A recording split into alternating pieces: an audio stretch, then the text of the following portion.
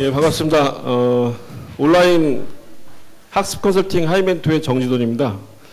오늘 이번 토킹클럽의 서울 지역 원장님하고 선생님들과 같이 이 시간 나누게 돼서 너무 영광스럽게 생각하고요. ETMS가 새로운 시장에서의 가치를 형성해서 앞으로 학원 발전에 좀 기여하는 계기가 됐으면 하는 바람입니다. 오늘 제가 말씀드린 그 이슈는 보시다시피 그 학습 코치라는 주제로 오늘 시간을 좀 한 2시간 정도 준비를 좀 했습니다.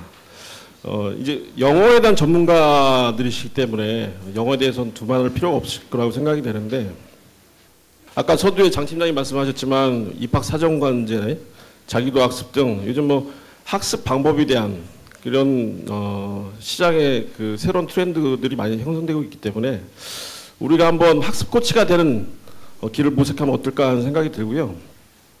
이미 뭐 현장에서 많은 학생들을 강의를 하시면서 임상도 많이 있으시고 경험이 있으시겠지만 오늘 저랑 같이 한 2시간 나누시면서 좋은 경험이 됐으면 하는 바람입니다.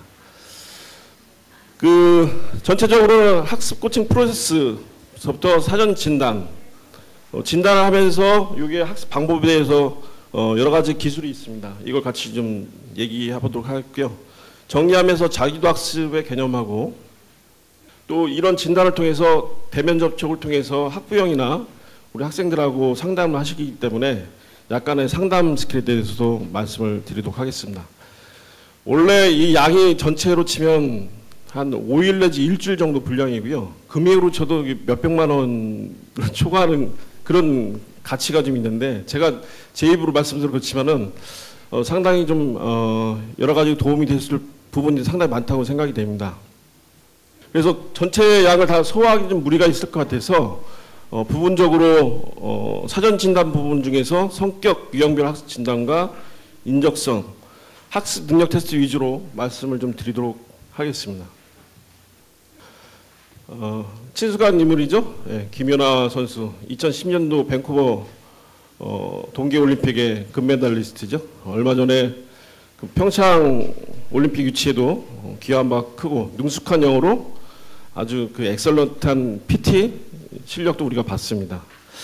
자, 김연아 선수가 이렇게 동계올림픽 유치 활동도 하고 또 키스앤크라이 맞나요? 예, 요즘 연예인들이 같이 그 피겨스케이팅 하는 심판도 보고 또 CF도 찍죠. 예. 근데 김연아 선수보다 먼저 피겨를 시작한 사람도 있을 테고, 김연아 선수가 이렇게 많은 다양한 연예 활동을 하는 중에도 열심히 연습을 하고 훈련하는 사람이 분명히 있을 것 같습니다. 그럼에도 불구하고 김연아 선수가 세계적인 선수가 됐다고 하는 것은 어떤 점이 있을 수 있을까요? 물론 본인의 엄청난 어떤 동기부여나 또 훈련에 의해서 선수가 됐지만, 훌륭한 선수가 됐지만, 보시면 왼쪽에 누가 있죠? 누구죠? 예, 브라이언 오석 코치입니다. 지금은 바뀌었지만 상당히 옆에서 김연아 선수 못지않게 상당히 그 행복한 표정 잘 느낄 수 있을 것 같습니다. 자, 제가 이 말씀 드리는 이유는 뭐냐면은 이렇게 훌륭한 성과를 내기 위해서는 옆에서 그 해당 선수에 맞는 프로그램을 개발하고 계속적으로 그 훈련에 따라서 운동을 할 수 있도록 도와주는 코치가 있듯이 우리도 우리 학생들의 학습 코치가 돼서 우리 학생들을 좀 트레이닝 해야겠다는 생각이 들어서 잠깐 소개 말씀드렸습니다. 누구죠? 버락 오바마 미국 대통령입니다. 취임 이후에 제가 매스컴에서만 들은 것도 한 5번 이상 한국의 그 우리 문화, 특히 교육에 대한 열정에 대해서 칭찬을 좀 많이 했습니다. 그래서 한국 학생들은 비디오 게임도 안 하고 열심히 공부한다고 그랬습니다. 실상은 어떻죠?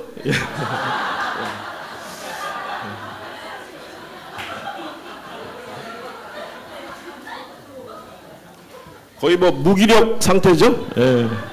이마트인지 홈플러스인지 잘 모르겠지만 바닥에 누워서 닌텐도 뭐 이런 걸 열심히 거의 무아지경의 상태입니다. 예. 저희들이 공부 잘하는 학생들은 아까 김연아 선수처럼 시스템을 갖춰서 열심히 공부를 합니다. 근데 공부를 못하는 하위권 학생들도 시스템이 있습니다. 어떤 시스템이 있냐? 나 집에 오면 왼손으로 TV 리모컨을 켜고 발로 PC를 부팅시키고 오른손으로 핸드폰 문자를 보냅니다. 예. 이렇게 시스템이 돌아가도록 열심히 또 노는 친구들도 있습니다. 그래서 제 생각에는 아예 놀더라도 시스템 없이 노는 것보다는 시스템을 갖추고 노는 것이 훨씬 훌륭하다. 이 친구들이 코치만 잘 만나고 자기의 목표만 제대로 세팅이 된다면 공신으로 변화할 수 있다라는 말씀을 드리고 싶습니다. 서울대 학생들의 전체적으로 분포를 좀 분석을 해보니까 다 우시겠네. 저질 같은 두뇌와 짐승 같은 두뇌고 공부한 학생들이 있는가 하면 그죠? 정말 저질 같은 노력으로 뛰어난 두뇌를 가지고 합격한 상위 10%의 학생도 있습니다. 아마 이런 자녀를 둔 부모님들은 상당히 행복하겠죠? 전생에 정말 엄청나게 나라를 구하거나, 그죠? 남한테 뭔가 봉사했거나 이런 그런 은공이 있기 때문에 이런 자녀를 만날 수 있다고 생각이 되는데, 보통 이런 학생들 하는 얘기가 뭐라고 하죠? 인터뷰하면 저는 뭐 예습, 수업, 복습 철저히 했고 하루 8시간 잘 잤고 그랬다고 이렇게 얘기를 합니다. 근데 이 가중평균 곡선에서 대부분의 학생들이 이 80% 범위 안에 차지합니다. 그리고 우리가 매스를 상대로 한 비즈니스를 좀 하고 있기 때문에 우리 학생들이 이 범주 안에 들어온다고 생각이 되고요. 아까 오락을 하는 학생들도 있겠지만 대부분이 공부를 열심히 하려고 노력을 합니다. 노력을 합니다. 근데 노력 먹지 않게 중요한 것은 뭐냐? 공부하는 방법이라는 거죠. 노력이 50%로 하면 공부하는 방법도 50% 정도는 중요하다는 말씀을 좀 드리고 싶습니다. 그래서 그 공부하는 방법 50%를 우리 원장님과 선생님이 우리 학생들이 맞게끔 시스템적으로 개발해서 알려주고 보여주고 하는 프로세스가 필요하다는 말씀을 좀 드립니다. 전체적인 학습 코칭 프로세스입니다. 첫 번째는 사전 분석입니다. 사전 분석. 우리가 물건을 팔 때도 고객의 니즈나 원치를 분석을 하죠. 또 요즘은 무한 경쟁 시대입니다. 수요자보다 공급자가 훨씬 많기 때문에 차별화된 가치를 제공하지 않고서는 시장에서 내 물건을 팔 수가 없겠죠. 그래서 우리가 하는 얘기로 고객은 1인 10색, 즉 10가지의 요구사항이 있다. 내 마음도 날 잘 모른다.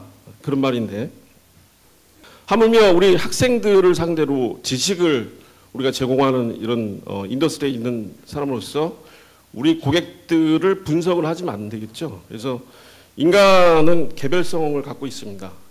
지성이나 감성이나 또 체성이나 정서적인 거나 이런 다양한 개별성에 대한 면밀한 분석이 없이는 그 학생들을 제대로 지도할 수 없다는 말씀을 드린 겁니다. 그래서 이러한 부분은 뭐 교육학을 전공하신 분도 있겠고 심리학을 전공한 분도 있겠지만 ETMS에서 제공하는 여러 가지 진단 툴을 통해서 한번 제대로 우리 학생들을 진단을 해보셨으면 하는 바람입니다.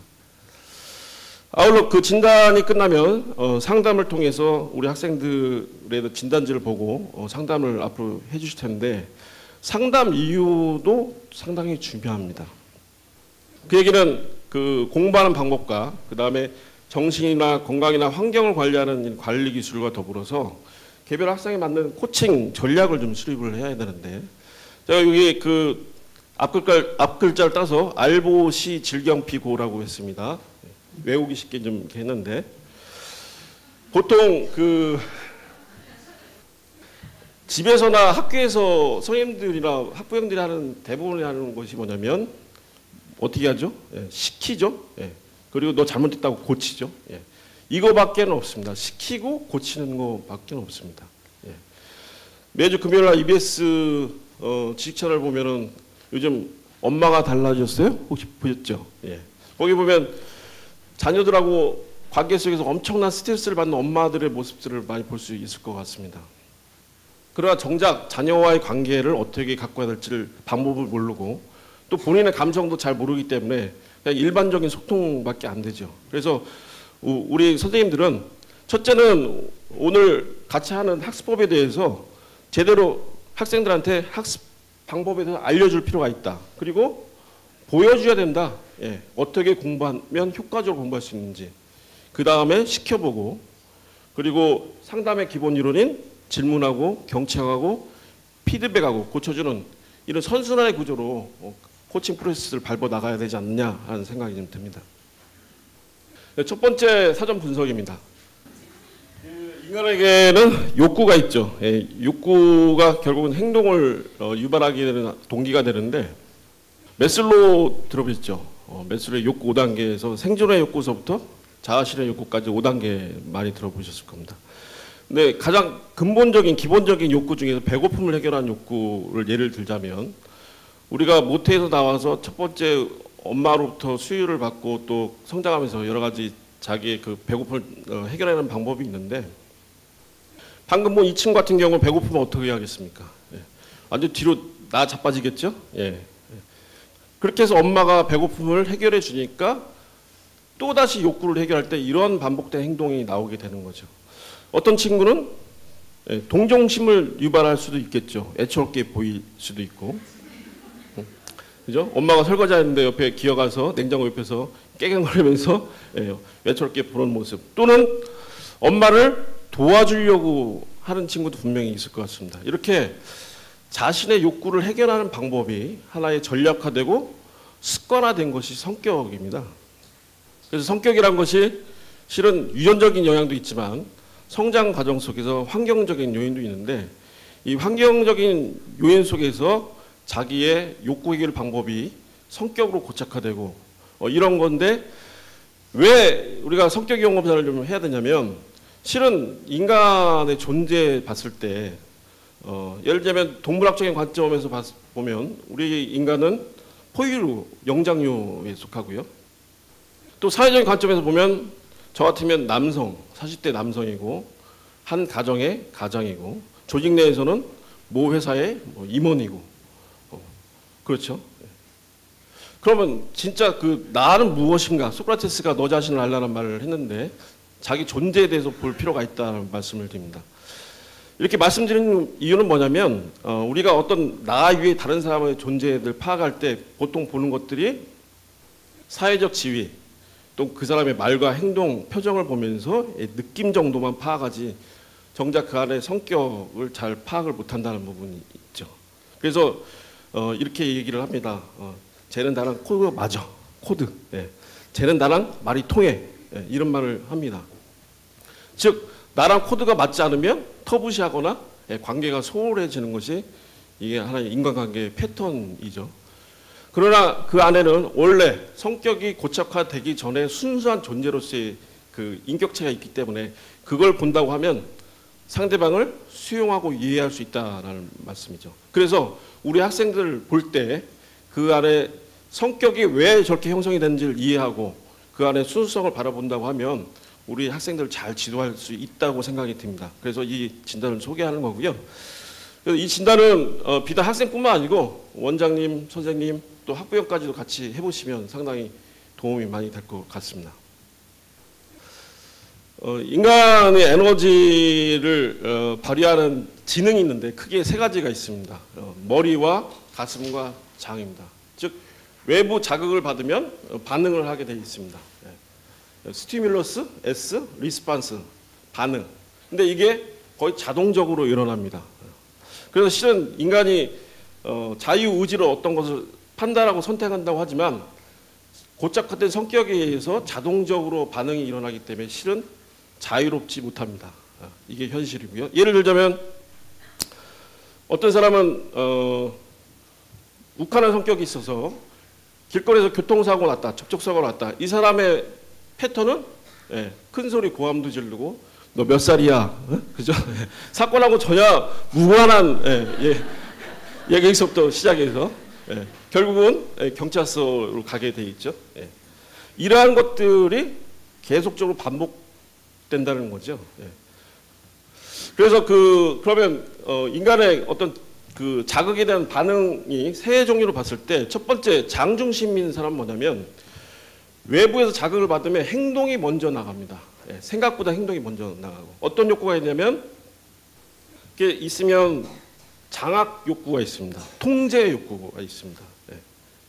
어제 그 엄마가 달라졌어요에 나온 엄마 중에 유형의 한 분이 이 장중심 에너지를 갖고 있는 분이었습니다. 예. 또 한 가지 정서적인 베이스에는 항상 분노가 차여 있습니다. 분노가 화가 있다는 거고요.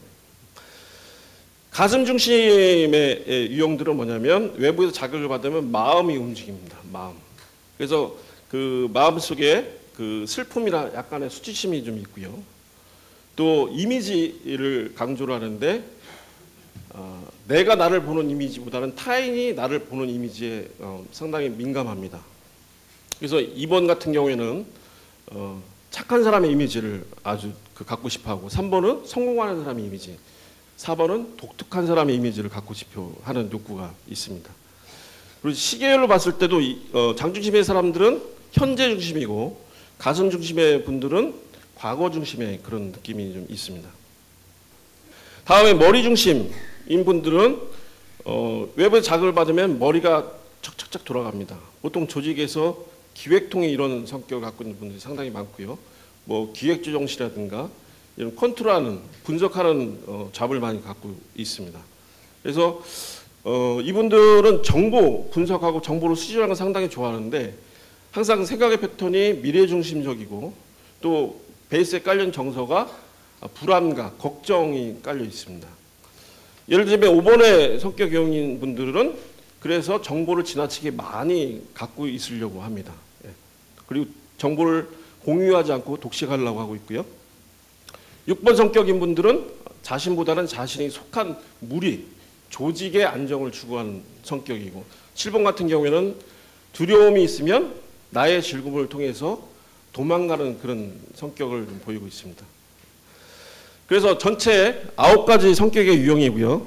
성격에 대해서는 우리가 잘 아는 MBTI나 디스크나 또 교류 분석이라는 TI나 이런 성격 유형 분석 툴이 있는데 오늘은 그 애니어그램을 주로 말씀을 드리도록 하겠습니다. 장중심 성격 유형은 이 노란색의 번호 속에 속한 분들입니다. 그래서 8, 9, 1번이고요. 그다음에 가슴 중심은 2, 3, 4, 머리 중심은 7, 6, 5번입니다. 간단하게만 좀 먼저 좀 말씀을 드리면 8번은 에너지 기운이 좀 강합니다. 보스, 도전가 스타일이고요. 9번은 평화주의자고 1번은 완벽주의자 성향을 갖고 있습니다. 2번은 베푸는 사람, 조력자의 성향이 갖고 있고 3번은 실행, 성취가, 4번은 낭만주의자, 5번은 관찰주의자, 6번은 충성가, 7번은 열정가라고 우리가 얘기를 하는데 인간의 성격 유형이 수평 구조도 있지만 실은 정신적인 그 의식 수준의 레벨도 영향이 있는데 우리가 의식 수준이 높은 분들을 성인이라고 하듯이 또 아주 낮으면 뭐라고 하죠? 아주 낮으면 정신병자 이렇게 하죠. 그래서 그 신경증, 성격장애로 이렇게 뎁스가 내려가는데 예를 들면 그 완벽주의자들은 성격의 극단을 이루러 가면 어떻게 변하냐면 그 강박증이 있습니다. 강박증. 예. 강박증 잘 아시죠? 예. 5번 같은 경우에는 편집증이 있을 수가 있습니다. 뭐 이렇게 모아야 되고 뭐 이런 부분도 있고 4번들은 우울증이 있을 수가 있고요. 7번은 열정적인데 나르시즘 아시죠? 자기애. 예. 8번은 조폭들이 예를 들면 반사회성이라고 해서 내가 어떤 행동을 해도 양심의 가책을 못 느끼는 이런 성격 장애하고도 연관성이 있다는 말씀을 드립니다. 자, 하나씩 그 각 성격 유형을 설명드리도록 하겠습니다. 그 전체 성격 유형을 이렇게 그 우리 어린이들에 걸맞게 표현을 좀 했습니다. 완벽을 추구하는 모범생 어린이, 완벽주의자를 이렇게 표현을 좀 했고요. 이 부분을 하나씩 보도록 하겠습니다. 첫 번째 성격 유형입니다. 대통령도 있고, 그죠? 정치인 많고, 이분은 공자입니다. 공자고, 지금 90 몇 회 세기를 맞으셨죠? 얼마 전에 만델라 대통령. 어떠세요, 느낌이? 도덕적이고, 그죠? 누가 뭐라고 하지 않아도 스스로 기준을 세워서 이끌어가고자 하는 욕구가 있을 것 같고, 엘고어 이미지가 많이 좋아지다가 그 분류 때문에 요즘 이미지가 좀 추락이 되는데, 예. 이순재 씨 지붕 뚫고 하이킥의 캐릭터를 한번 연상해 보시면 될 것 같고, 예. 자, 완벽주의자입니다. 이분들은 세상에 보는 관점이 옳은 것과 옳지 않은 것 이분법으로 바라봅니다. 그래서 나는 옳은 사람이 되겠다라는 그런 생각을 갖고 있고요. 그래서 분노가 있는데 이 분노는 뭐냐면 내가 옳은 사람이 돼야 되기 때문에 누구나 인간은 욕구가 있지 않습니까? 근데 자기 욕구를 억누르는 겁니다. 그러다 보니까 욕구 해결이 안 되니까 분노가 좀 깔려 있는 거고요. 또 비판은 뭐냐면 상대방을 보는 관점이 관계 속에서 내가 옳으려고 하면 상대방이 옳지 않아야겠죠. 그러니까 약간 삐딱하게 보는 성향도 없잖아 좀 있는 부분이 있습니다. 그 돌아가신 노무현 대통령도 이 성격 유형입니다. 그래서 도덕적인 어떤 흥결에 대해서 참지 못하는 그런 부분이 좀 있고요. 스스로 모범을 보이고 높은 성과를 위해서 노력하고 자존심도 아주 강하죠. 완벽을 추구합니다. 일관성도 있고요. 개발 영역은 지나치게 비판적이고 또 비판을 받으면 거기에 방어적이고요. 또 실은 주변 사람은 그 사람의 표정을 보면 왜 저 사람은 항상 얼굴이 굳어 있을까? 짜증을 낼까? 그리고 말씨가 지나치게 사무적이고 딱딱할까라고 느끼는데 정작 본인은 자기에 대해서 잘 모릅니다. 내가 화를 내고 있는지를 잘 모르는 그런 부분이 있습니다. 그 완벽을 추구한 모범생 어린이 같은 경우에는 노트 정리를 아주 잘합니다. 그리고 하나를 완전히 마무리하고 다음 과제를 수행해 나는 그런 성격을 갖고 있고요. 또 스스로 완벽한 사람이 되기 위해서 열심히 공부합니다. 즉 시켜서 하는 게 아니라 자기 기준이 그렇게 스스로를 열심히 공부할 수 있도록 챌린지를 하는 겁니다. 그리고 정리정돈을 상당히 잘합니다. 집에서도 그렇고 학교도 그렇고 학원에서도. 그리고 목표의식이 뚜렷하고 목표가 있을 때 열심히 공부합니다. 그래서 너무 지나치게 목표를 강조하면 스스로 원래 태동적인 이런 성격을 갖고 있기 때문에 약간 스트레스를 받을 수가 있습니다. 그래서 방과 후의 학습법은 기초부터 철저히 실력을 다지는 방법으로 1:1 공부를 시키는 게 좋을 것 같고요. 스트레스 해소 방법은 너무 지나치게 자기가 완벽하려고 하기 때문에 조금 여유 있게끔 여행도 보내주고 개그 콘서트도 보고 이렇게 해줄 필요가 있습니다.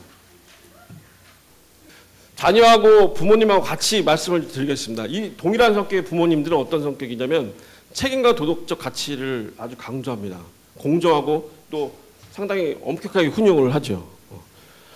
그러나 너무 지나치게 관여를 많이 하다 보니까 자기 자녀를 그들의 모습으로 인정을 하지 않죠. 그래서 그들의 모습으로 존중하고 인정하는 것들이 좀 필요하고요. 또 나름대로 스스로 결정할 수 있도록 도와줄 필요가 있다라는 말씀드립니다.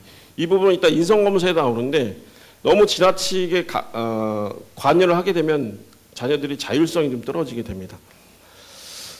대표적으로 이 완벽형 성격들이 많이 갖고 있는 직업군인데 대표적인 게 교사입니다. 교사. 그죠? 교사. 예.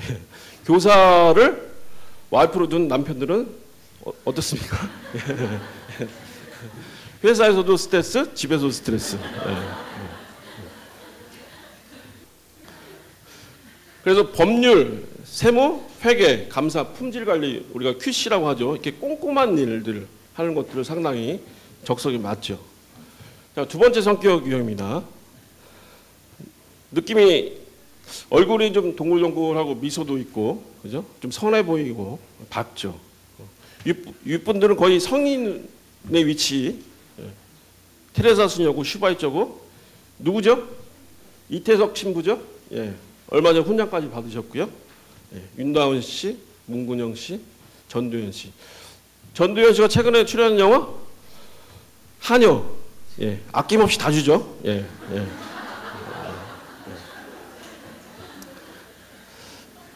자, 이번 조력가입니다. 조력가. 베푸는 사람입니다. 돌봐주는 사람이고요. 촉진자고 관계 형성을 아주 좋아합니다. 즉 사람을 좋아한다는 거죠. 관계 속에서 내가 존재하는 걸 스스로 그 존재 의식을 느끼는 거고요. 그러나 너무 지나치게 타인 중심입니다. 욕구가. 그래서 자기 안에 욕구가 뭐가 있는지를 잘 돌보지를 않죠. 제 집사람이 그 5학년짜리 딸내미가 이제 있는데 저희 집에 반장 엄마가 보통 어머니 회장하죠. 예. 그럼 뭐 학교 가서 교실 청소도 하고 뭐 학예회 준비도 하고 여러 가지 헌신적으로 다 합니다. 시키지 않아도 집에 오면 개판입니다. 거의 퍼져 있죠. 예, 예. 그러니까 학교에 가면 선생님의 초점이 맞춰져 있는 거예요. 선생님이 뭘 원할까 뭐 이런 식으로. 또 저 크리스찬도 있으시겠지만 그 교회 활동 열심히 하는 집사님들 열심히 전도 활동하십니다. 예. 역시 집에 오면 개판이죠. 이런 그 배우자를 둔 남편들은 상당히 힘듭니다. 예. 이 자반심이 뭐냐면 나는 착한 사람이기 때문에 다른 사람을 도와주는데 다른 사람은 나 없이 못 산다. 저희 집 아침에 되면은 5학년짜리 딸내미하고 2학년짜리 아들내미가 있는데 팬티에서부터 바지, 셔츠까지 다 이렇게 쫙 이렇게 뿌려놓습니다. 그 전에 애들은 옷을 벗어서 바로 입고 학교 가면 됩니다. 예. 어떻게 보면 우리나라의 대표적인 어머니 상일 수도 있는데 쟤들은 참 엄마 없이 못 산다, 나 없이 못 산다고 하지만 그렇게 만든 사람의 장본인은 누구냐? 본인이죠. 예. 그렇게 만든 겁니다. 예. 장점은 뭐냐면 상대방 공감 잘하고 관계를 잘 맺고요. 인기도 상당히 많습니다. 예. 관대하고 긍정적이고 또 퍼스널리티도 상당히 좀 호감이 있어 보이고요. 근데 개발할 영역이 뭐냐면 지나치게 타인 중심이기 때문에 자기의 욕구를 잘 표현을 못하죠. 예. 혼자 끙끙 앓는 수가 많이 있습니다. 예. 그리고 거절을 잘 못합니다. 거절을 잘 못하고요. 예. 그 미국에서 어떤 여학생이 성폭행으로 경찰이 수사를 받고 있는데 알고 보니까 그 여학생이 그 클래스의 모든 남학생하고 관계를 맺은 사례가 있었습니다. 즉 이 친구는 뭐냐면 그것도 그런 관계 역시나 다른 학생들한테 내가 베풀어 주는 거다라는 그렇다고 이성격 교육이 다 그렇다는 얘기는 아니고요. 극단적인 사례를 말씀을 좀 드리는 겁니다. 예. 거절을 못한다고 해서 말씀드린 건데 그 다음에 상대가 감사하지 않을 때 분노가 일어납니다. 이번이 스트레스를 받으면 이따 나올 8번 성격 유형으로 변화가 되는데 미저리 혹시 영화 생각나시나요? 그 눈높이의 산속에 소설가가 조난을 당해서 간호사 출신의 그 등발 큰 여자의 집에 갔는데 나중에 그 다 치료가 되고 떠날 때가 되니까 침대에 묶어놓고 두 발목 사이에 나무를 껴놓은 다음에 오헵마라고 혹시 들어보셨어요? 예, 엄청나게 큰 망치로 좌측 우측 발목을 쳐서 부러뜨려 갖고 도망가지 못하게 했죠. 예. 이렇게 해서 감사하지 않으면 그렇게 될 수가 있습니다. 그래서 베풀면 감사합니다 표현을 저는 조석관에 감사합니다 표현을 합니다. 예.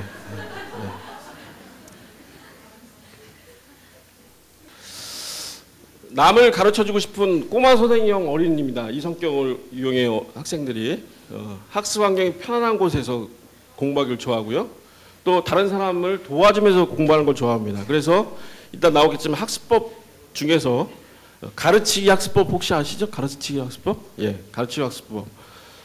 오늘 저 교회 얘기가 많이 나오는데 전도를 하다 보면 그 전도를 받는 사람보다 전도하는 분이 은혜를 더 받는다. 혹시 이런 말씀 드려보셨습니까? 예, 예. 그렇듯이 내가 완벽하게 이해할 때만 가르칠 수 있죠. 근데 이 성격의 유형은 가르치 학습법이 상당히 효과적이고요. 상대방이 없으면 강아지나 곰인형을 이렇게 세워놓고 해도 효과적입니다. 예. 그래서 인간 관계를 상당히 좋아해서 그룹지어서 공부하는 걸 상당히 좋아합니다. 그리고 공부할 때도 아낌없이 칭찬을 해줄 필요가 있습니다. 스트레스 해소 방법은 친구들과 수다 떠는 거, 수다 떨게 이렇게 해줄 필요가 있다는 거고요. 이 성격의 어머니들은 물론 아버님 포함이지만 너무 지나치게 그 무조건적으로 사랑을 하죠. 그래서 다 큰 자녀들까지 케어하다 보면 결국은 자기 인생이 없지 않습니까? 그래서 자기의 그 어떤 관심사를 개발할 필요가 있다. 그래서 제 와이프 새롭게 공부를 좀 시작했습니다. 교육학을 지금 시작했는데 상당히 좀 스스로도 자긍심이 높아지고 또 상대적으로 자녀한테도 관심을 조금 줄이는 좀 그런 좀 요즘 생활을 좀 하고 있습니다. 알맞은 직업으로는 상담, 교사, 의료, 간호사 좋고요. 또 대인지능이 뛰어나기 때문에 고객 접점에 있는 판매직이나 그죠? 그리고 그 콜센터, 비서, 코디네이터 이런 직종이 상당히 적절한 그 직업군으로 형성되어 있습니다.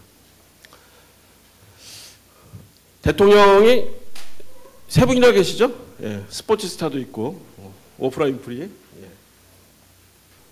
상당히 그 성공지향적인 모습이고 히딩크의 말 아직도 배가 고프다라는 말 유명한 말 남겼죠. 성취가입니다. 성취가. 성공을 추구하는 자기의 모습의 이미지를 그립니다. 즉 그 과정도 상당히 좋아하고요.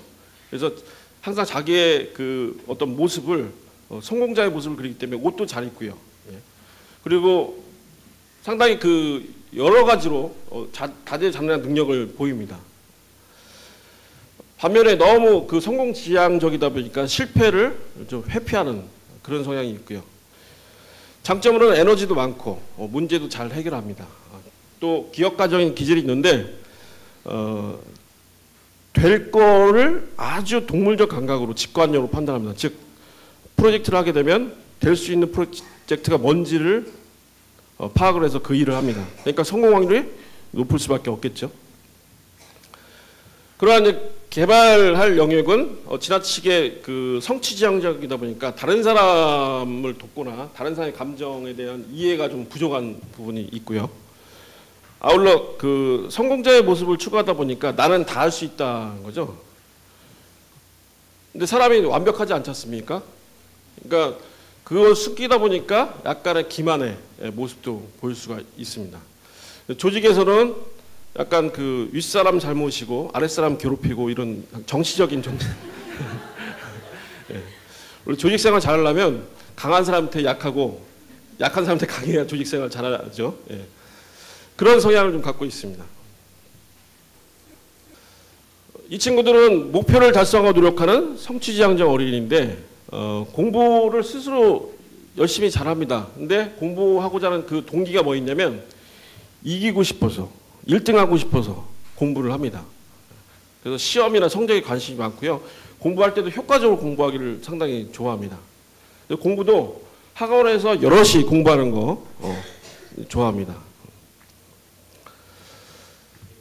동일한 성격의 부모님들은 본인 스스로도 너무 그 성공지향적이기 때문에 자녀들과 시간을 보내는 것과 자기 일을 할 것과 항상 갈등을 좀 갖고 있죠. 그리고 자녀에 대한 기대 수준도 상당히 높다. 그래서 이쪽 성격 그 성취가형은 거의 모든 인더스트리에서의 이 리더 역할을 많이 하고 있습니다. 뭐 사업, 정치, 법조, 금융, 또 방송인까지도. 4번 성격 유형입니다. 느낌이 어떠시죠? 눈빛을 한번 보시면 제임스 딘, 그죠? 누구죠? 반고, 마이클 잭슨, 이회수, 김혜자, 장미. 눈빛에 약간 그 멜랑콜리한 그런 느낌이 좀 있으시죠? 장미 연기를 보면 대사 치는 게 일반적인 대사하고 좀 틀리죠. 한번 보시겠습니다. 4번 예술가형인데 창의력이 상당히 많습니다. 신미주의고 그리고 섬세하고 또 개인주의입니다. 그러니까 에너지 기운이 외부보다는 안에 그 몰입되어 있는데 하루 일과 중에 반드시 혼자 자기 정서를 바라보는 시간이 필요한 성격입니다. 그래서 혼자 있는 시간이 있어야만 다시 그 다음날 활동이 가능한. 보통 연예인들이 이런 성격들도 많이 있는데 예를 들면 가수들이 뭐 2집을 만들고 나서 잠시 잠적에다 3집 나오죠. 예. 그런 걸로 비유를 좀 할 수가 있겠습니다. 감정의 극단이 기복이 상당히 심하죠. 예, 심합니다. 그러니까 예를 들자면 그 비 오는 날 그 창 근처에 앉아서 와인을 이렇게 마시는 여인의 모습 생각해 보시면 아 대충 이런 성격이구나라는 느낌이 좀 오실 겁니다. 예. 그리고 시기심이 아주 강합니다. 아까도 말씀드렸지만 남들과 똑같은 건 상당히 싫어해서 100만 원짜리 커튼을 새로 만들었는데 아래쪽 가보니까 똑같다. 그 커튼 바로 떼어냅니다. 예. 그리고 남하고 틀린 경우에서 귀걸이를 하더라도 귀를 뚫어도 아래가 아니라 옆에 뚫고, 그죠? 제가 아는 분은 그 교육 받을 때 같이 만났는데 모자, 옷, 가방, 구두 다 보라색. 예. 보라색 되게 좋아하거든요. 근데 그분이 그 쉬는 시간에 과일을 깎는데 칼을 갖고 오셨어요. 칼도 보라색이었습니다. 근데 칼의 손잡이뿐만 아니고 칼 날도 보라색. 예, 예. 아주 심한 분인데 이분이 그 시를 낭송하는데 아우 너무 멋지셨어요. 예. 예술가적인 기질이 아주 강하시고요. 예. 영감도 많으시고 예. 표현력도 훌륭하고 반면에 지나치게 그냥 강렬하고 감정적이고 호불호가 아주 확실합니다. 그래서 공부할 때도 복습보다는 새로운 예습 위주로 공부하는 게 좋은데 그리고 약간의 스스로의 죄의식이 좀 있고요. 또 남들과 좀 떨어져 있기를 원합니다. 특별한 사람이 되고 싶어하는 공주, 왕자병 어린이가 이 스타일입니다. 그래서 기분에 따른 영향이 좀 많고 또 과목도 좋아하고 싫어하고 확실히 있고요. 또 특별한 사람이 되기 위해서 공부를 합니다. 예습을 더 좋아하고 또 이미지를 활용한 공부법. 이따가 갤러리 학습법이나 이미지 학습법 말씀드릴 텐데 비주얼하게 눈으로 보면서 공부하는 걸 상당히 좋아합니다. 학습 촉진 방안으로는 특별활동이나 뭐 체험학습 상당히 좋죠. 예. 직접 보고 느끼고 스트레스 해소법도 여행이나 공연 같은 거 같이 보러 가면 상당히 좋아합니다. 동일한 성격의 그 부모님들은 자녀의 창의성에 대해서 인정을 해줍니다. 창의성에 대해. 그러나 너무 지나치게 자기 안에 빠져 있을 수가 있다. 이렇게 되면 어떻게 되냐? 무관심이 되죠? 예, 무관심. 방임보다 더 안 좋은 것이 무관심인데 그럴 성향이 좀 있을 수 있다는 말씀드리고요. 알맞은 직업으로는 모든 분야의 예술 쪽의 능력이 탁월성을 발휘하고 있고요. 또 영성적인 부분이 발달되어 있어서 이런 심리나 상담 쪽으로도 역량을 가지고 있습니다. 자, 5번입니다. 이분이 누구죠? 에디슨이죠? 예, 에디슨. 예. 이건희 회장님, 예. 그죠? 예. 안철수 씨, 빌 게이츠, 제길치, 아인슈타인. 예. 이건희 회장이 이건희폰이라는 거 들어보셨어요? 예. 이분은 직접 회장이지만 벤치마킹할 뭐 핸드폰이건 전자를 그 기기를 갖다가 사서 직접 분해도 한다고 하시죠. 예. 자, 사색가형입니다. 사색가형. 예. 관찰자, 은둔자, 사상가, 상구자라고 얘기를 하는데 지적 욕구가 상당히 많습니다. 지금부터는 아까는 이제 가슴형을 말씀드렸고 지금부터는 머리형입니다. 그 다음에 프라이버시, 즉 경계가 아주 확실합니다. 혹시 본인만의 성이 있으세요? 그러니까 성? 예. 예, 있다고 합니다. 즉, 이 성격을 가진 분들의 집이나 방을 들어가 보면 뭔가 수집을 많이 하고 계세요. 제가 아는 이대 화공학교 교수도 와인셀러가 3대나 있습니다. 2천만 원치를 쟁여놓고 그 취미 활동을 하고 있더라고요. 제가 가서 하룻밤에 8병을 펴주고 왔는데 저는 이제 8번 성격 유형 도전가형인데 주면 주는 대로 다 먹습니다. 일명 그걸 경계라고 하는데 그래서 스킨십도 상당히 싫어합니다. 예. 과거 연인을 이렇게 돌이켜보면 유달리 그런 거 싫어하는 분들이면 이 성격이다. 그리고 구획한데 정보의 처리가 명확하게 잘 정리합니다. 집에 가면 책도 서재에 잘 꽂아 놓고요. 또 PC의 폴더도 뎁스가 10단계 이상 되어 있습니다. 예. 이 노트북이 제 와이프 건데 요즘 제가 관리해서 그렇지 제 와이프는 2번 조력가형인데 모든 파일이 바탕화면에 다 깔려 있었습니다. 예.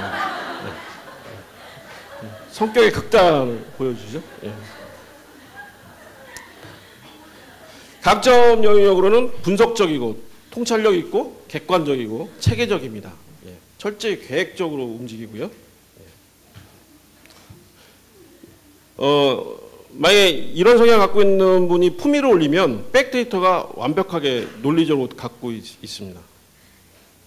개발 영역으로는 지나치게 경계적이고 독립적이죠.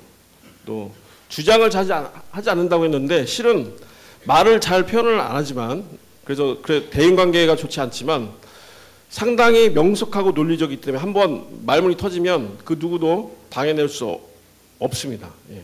상당히 똑똑합니다. 예. 관찰하기를 좋아하는 탐정가형 어린이라고 표현을 했는데 무조건 외우는 것보다는 전체 숲을 이해하는 전후 맥락을 이해하는 공부가 좋고요. 또 참견을 받지 않은 조용한 독립된 공간에서 혼자 공부하는 걸 좋아합니다. 네. 아까 성격 유형에 보면 조력가형은 같이 공부하는 걸 좋아한다고 했는데 이 친구들은 혼자 공부하는 게 좋고요.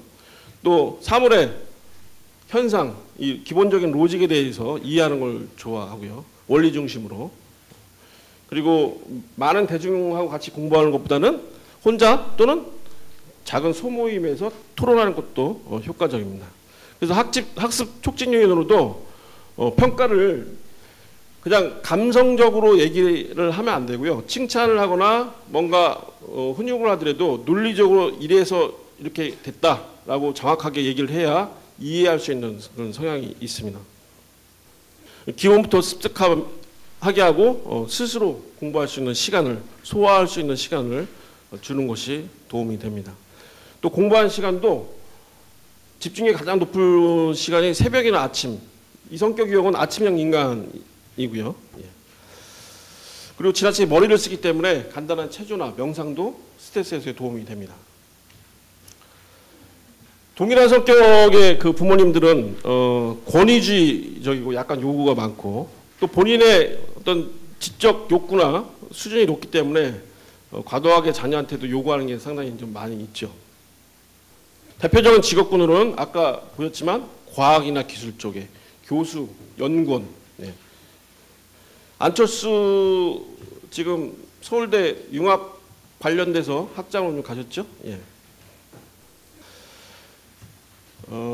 6번 성격 유형입니다. 근데 6번 성격 유형은 전체 이 구성 멤버가 위하고 아래하고 느낌이 좀 틀리죠? 예. 아래는 좀 포근한 느낌의 훈남 스타일이고 윗사람들은 약간 포스가 좀 느껴지죠? 예. 6번 성격 유형이 성격이 두 가지가 있습니다. 공포 대항형과 공포 순응형이 있는데 윗분들 그러니까 안정을 추구하지만 만약에 나한테 누군가 공격을 한다. 윗분들은 공격을 하는 사람이고 아랫사람은 공격을 피하는 스타일이라는 거죠. 히틀러 얼마 전에 그 탐 크루즈 영화 작전명 발키리 수많은 정적이 히틀러를 암살하려고 했으나 결국 히틀러는 자살해 죽었죠. 예. 그러니까 엄청나게 자기 안전에 대해서 신경을 많이 쓴다는 거죠. 멜 깁슨 하면 대표적인 영화가 뭐죠? 브레이브하트죠. 예. 독립운동을 벌이기 위해서 마지막 그 자유를 외치면서 고문당하면서 죽어가는 모습 기억이 날 겁니다. 예. 유재석, 안성기 느낌이 상당히 좀 부드럽고 MC 할 때 보면 게스트를 초대해서 게스트가 얘기를 잘 할 수 있도록 유도하고 존재감을 충분히 살려주는 그런 성향을 갖고 있죠. 충성가 스타일입니다. 뉴얼리스트라고 하는데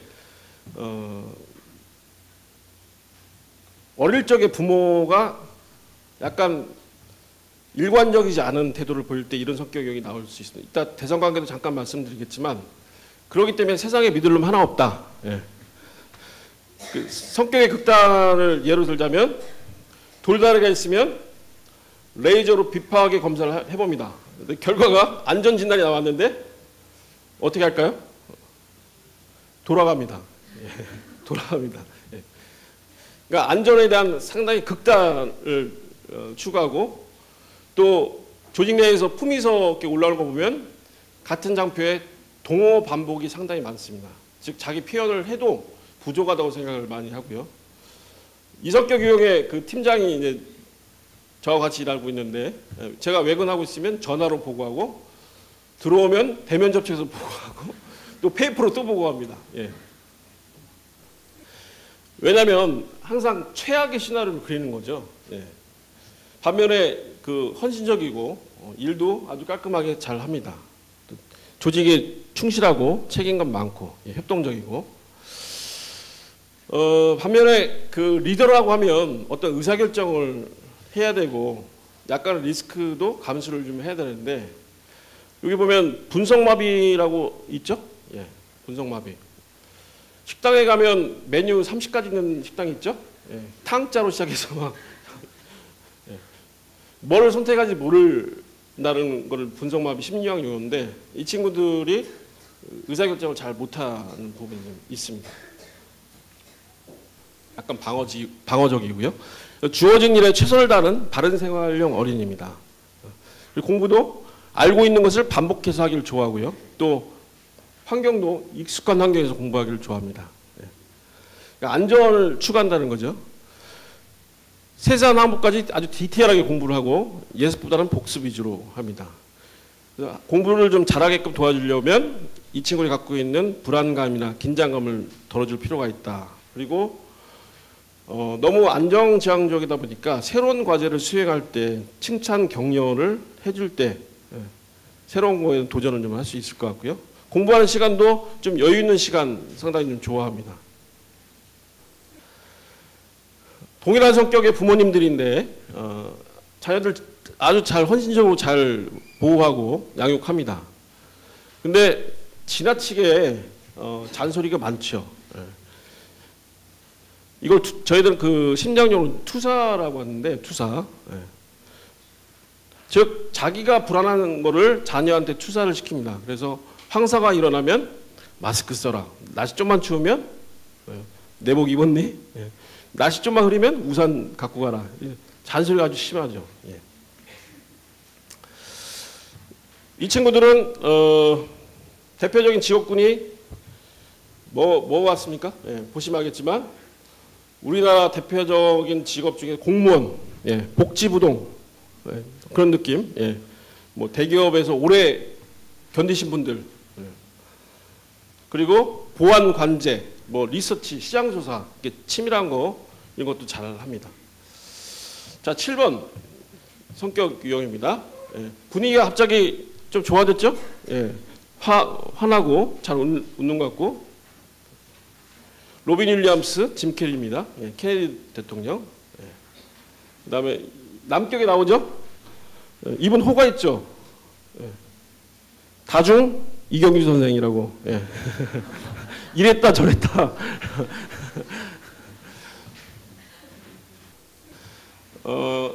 아주 열정이 많습니다. 쾌락적이고 팔방님입니다. 못하는 게 없습니다. 학습 효과도 뛰어나는데 다만 공부에 있어서는 뒷심이 좀 약한 성향을 갖고 있습니다. 좀 극단적으로 하면 그 ADHD, 집중력 장애 및 과잉 행동 장애를 갖고 있는 수학도 막 다니면서 수학도 풀고 좀 산만한 성향을 갖고 있는데 근데 반면에 어떤 능력을 갖고 있냐면 고도의 합성 능력을 갖고 있습니다. 그래서 예를 들자면 우리 그 시계하고 종하고 원래 분리되어 있었습니다. 근데 그걸 합쳐놓은 게 뭐죠? 알람, 괴종시계. 예. 예. 괴종시계. 그래서 그런 능력이 있어서 조직 내에서도 아이디어를 그 내는 부서에서 일을 많이 합니다. 근데 반면에 아까 말씀드렸지만 고통을 회피해서 만약에 이번에 그 원장님 중에 이 성격을 갖고 있는 분들은 이렇게 장시간 오래 이렇게 앉아 계시지 못하죠. 바로 나가서 이렇게 뭐 다른 일 즐거운 영화를 보러 가시든 그리고 내용은 전달받아서 매뉴얼 주세요 이렇게 내가 공부하게 이렇게 할 것 같고 이렇게 고통을 회피하고 나이를 먹어도 피터팬 하면 느낌이 있죠? 예. 항상 나이를 먹지 않는 아동 그런 느낌입니다.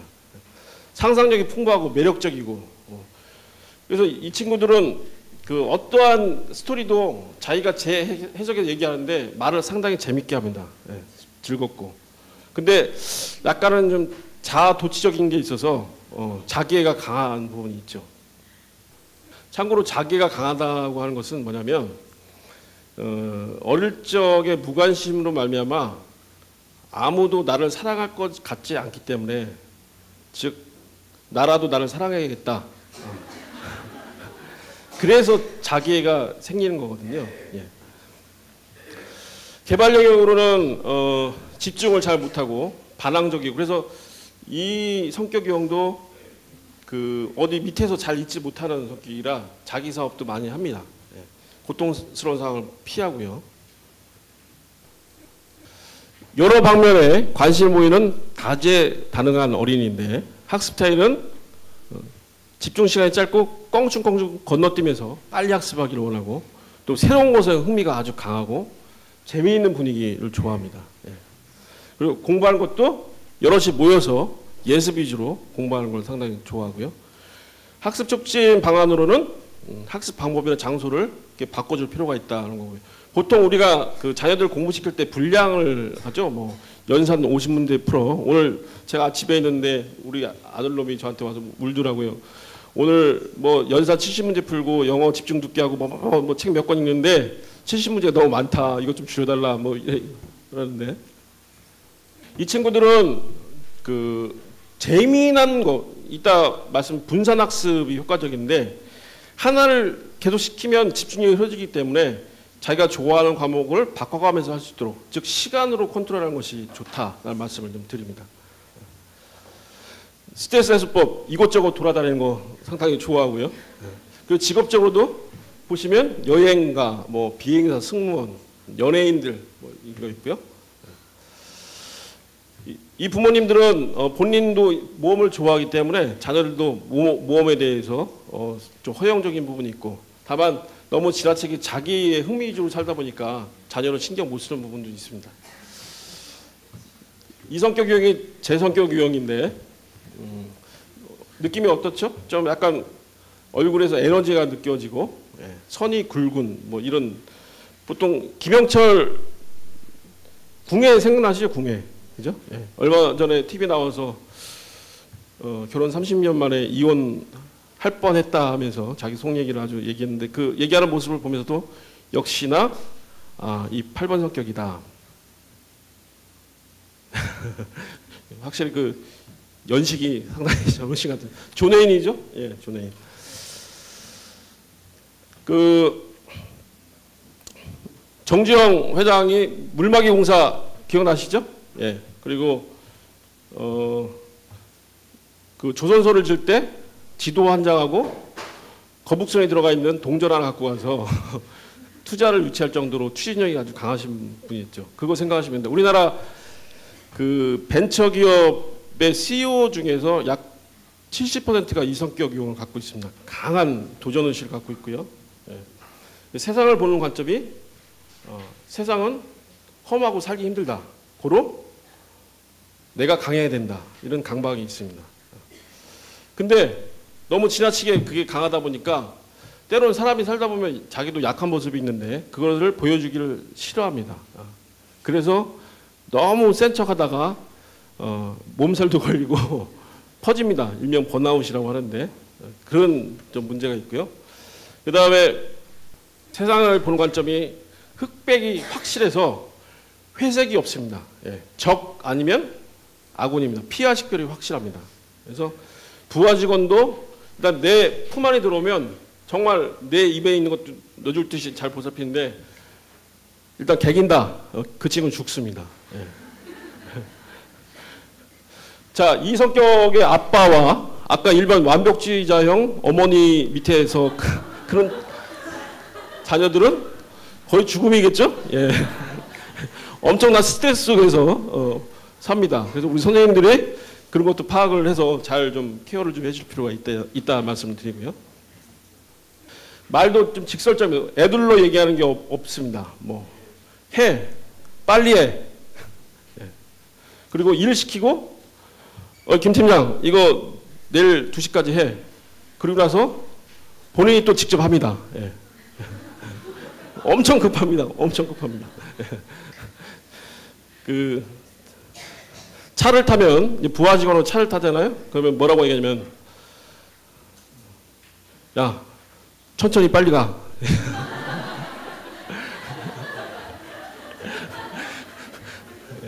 이해 가시죠 무슨 말인지?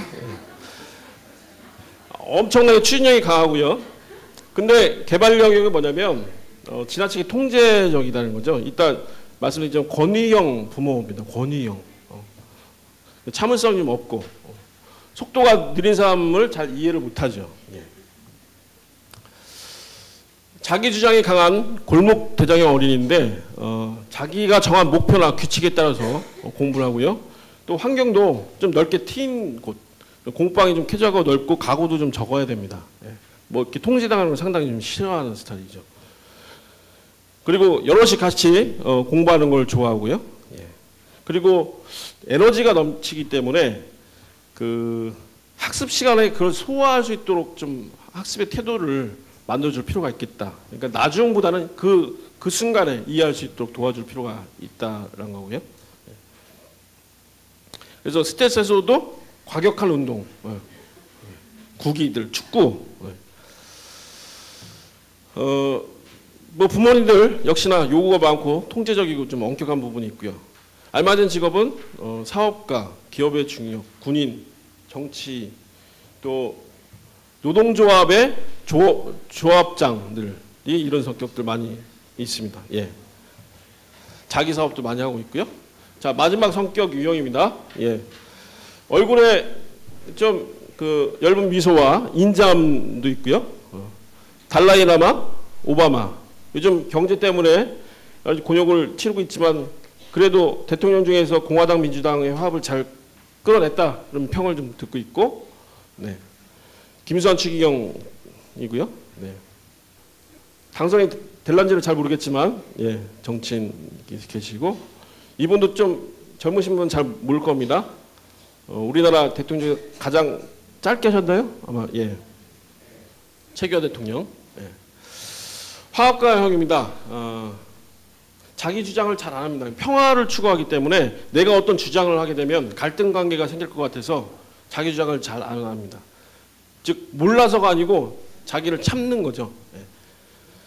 참다 보니까 분노가 쌓여서 언젠가는 1년에 한 번씩 폭발합니다. 예. 그리고 사람과 사람 사이의 연결 아주 잘하죠. 그래서 직업적으로도 외교관도 좋고요. 여러 가지 긍정적인 부분이 많이 있습니다. 제 딸이 이 성격인데 저희 집사람이 오늘 일이 있어서 나갔는데 아침에 일어난 건 상당히 늦게 일어납니다. 왜냐하면 이 성격 유형이 잠이 아주 취약적입니다. 그래서 스트레스 해소가 잠을 재워야 됩니다. 잠을 재워야 되는데 공부가 한번 시작할 때까지 시간이 오래 걸려서 그렇지 한번 시작하게 되면 엄청나게 오래 합니다. 저 집에 나올 때까지 계속 공부 혼자 다 하더라고요. 예.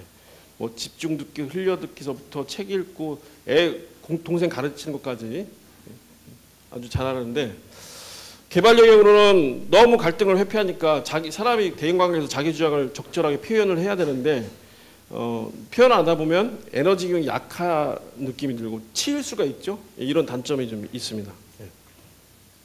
그리고 약간 수동적 공격이라고 표현하는 건 뭐냐면 자기 의사 표현을 애둘러 표현합니다. 애둘러. 실제로 저희 집에 있었던 일인데 아이스크림 먹는 거를 이렇게 어머니 통제를 많이 하죠. 근데 집사람이 화장하고 있으면 와서 딸내미가 스킨병을 이렇게 만지작 왜? 아니야 뭐 이해하시죠 무슨 의미인지? 예. 거부도 확실하게 거부를 잘 안 합니다. 그래서 그 부팅 속도는 느리지만 끈기있게 공부한다는 거고 또 혼자 공부시키는 게 좋습니다. 여러 친구들하고 공부하면 치여서 인간관계 속에서 약간 에너지 소모가 있을 수가 있습니다. 그리고 복습하는 걸 좋아하고요. 예. 또 구체적인 학습 목표를 세우고 시간 계획을 잘 해야 되는데 즉 일의 우선순위가 잘 없을 수가 있습니다. 예를 들자면 공부방에 가서 책상 정리하다가 책을 한 권 들었는데 재밌어서 거기에 한 1시간 있다가 친구한테 문자 와갖고 또 한 20분간 계속 문자하고 결국 내가 왜 방에 들어왔는지를 잘 모르는 그리고 어떤 직장인은 그 보통 우리가 외투를 의자 등받이에 걸어 놓잖아요. 나중에 그 의자가 넘어집니다. 외투가 한 4벌, 5벌 쌓여 있어서 예, 그런 게 약간 좀 떨어지고요. 예. 또 신체 감각이 떨어져서 이렇게 젓가락질하다 항상 젓가락을 떨어뜨립니다. 예. 그리고 몸에 뭐 묻어 있는 걸 잘 모를 수가 있고 예. 체감각이 좀 떨어진다는 건데. 예. 그래서 그 스트레스 해소를 위해서는 잠을 좀 재우는 게 좋을 것 같고 또, 예, 또 저녁 시간에 공부시키는 게 좋습니다. 이 엄마들도 너무 관용이 많죠. 예, 약간 방임형이나 무관심형으로 갈 수 있다는 말씀을 드리고요. 직업적으로 외국인이 좋습니다. 자, 이렇게 그 애니어그램을 베이스로 한 성격 유형 진단을 좀 해봤는데 이 성격 유형을 한번 해보시고 학습 촉진 요인이나 공부 환경에 대해서 이렇게 지도를 해주시면 효과적일 것 같습니다. 다음엔 그 인성, 적성, 지능 검사 쪽으로 넘어가겠습니다. 매뉴얼이 개발이 잘 돼서 보시면 이해가 좀 빠를 텐데 인적성이나 지능검사에서 한 가지 주의할 건 뭐냐면 특히 지능검사는 점수로 숫자화되기 때문에 사람을 판단할 수가 있고요. 또 적성검사도 어떤 특정 영역이 좋다고 나오면 너무 거기에 그 오리엔티돼서 다른 쪽으로 생각을 못할 수가 있습니다. 그래서 이것은 하나의 진단이기 때문에 좀 포괄적으로 볼 필요가 있다. 그리고 사람을 판단하거나 평가하는 툴이 아니다라는 걸 미리 전제로 말씀을 좀 드립니다. 인성검사는 전체 8개의 진단 항목으로 되어 있고요. 하나씩 좀 보도록 하겠습니다. 매뉴얼에 그 각 성향의 높은 수준서부터 아래 수준까지 그 어떻게 상담을 해야 될지 나와 있습니다. 보시면서 결과를 놓고 상담을 좀 해주시면 되는데 첫 번째 감정 상태입니다. 감정 상태. 서두에 말씀드렸지만 인간의 행동의 동기는 고도의 이성이 아니라 감성에 의해서 결정되어진다. 우리가 뭐 여러 가지 법칙이 있죠. 예를 들면 경제성의 원리에 의하면 똥을 살 필요가 없죠. 똥. 예, 그죠? 팀장님 맞죠? 예. 루이비통. 예. 에르메스를 살 필요가 없지 않습니까? 샤넬을 살 필요가 없고. 요번에 그 가격도 한 20% 올랐던데. 예.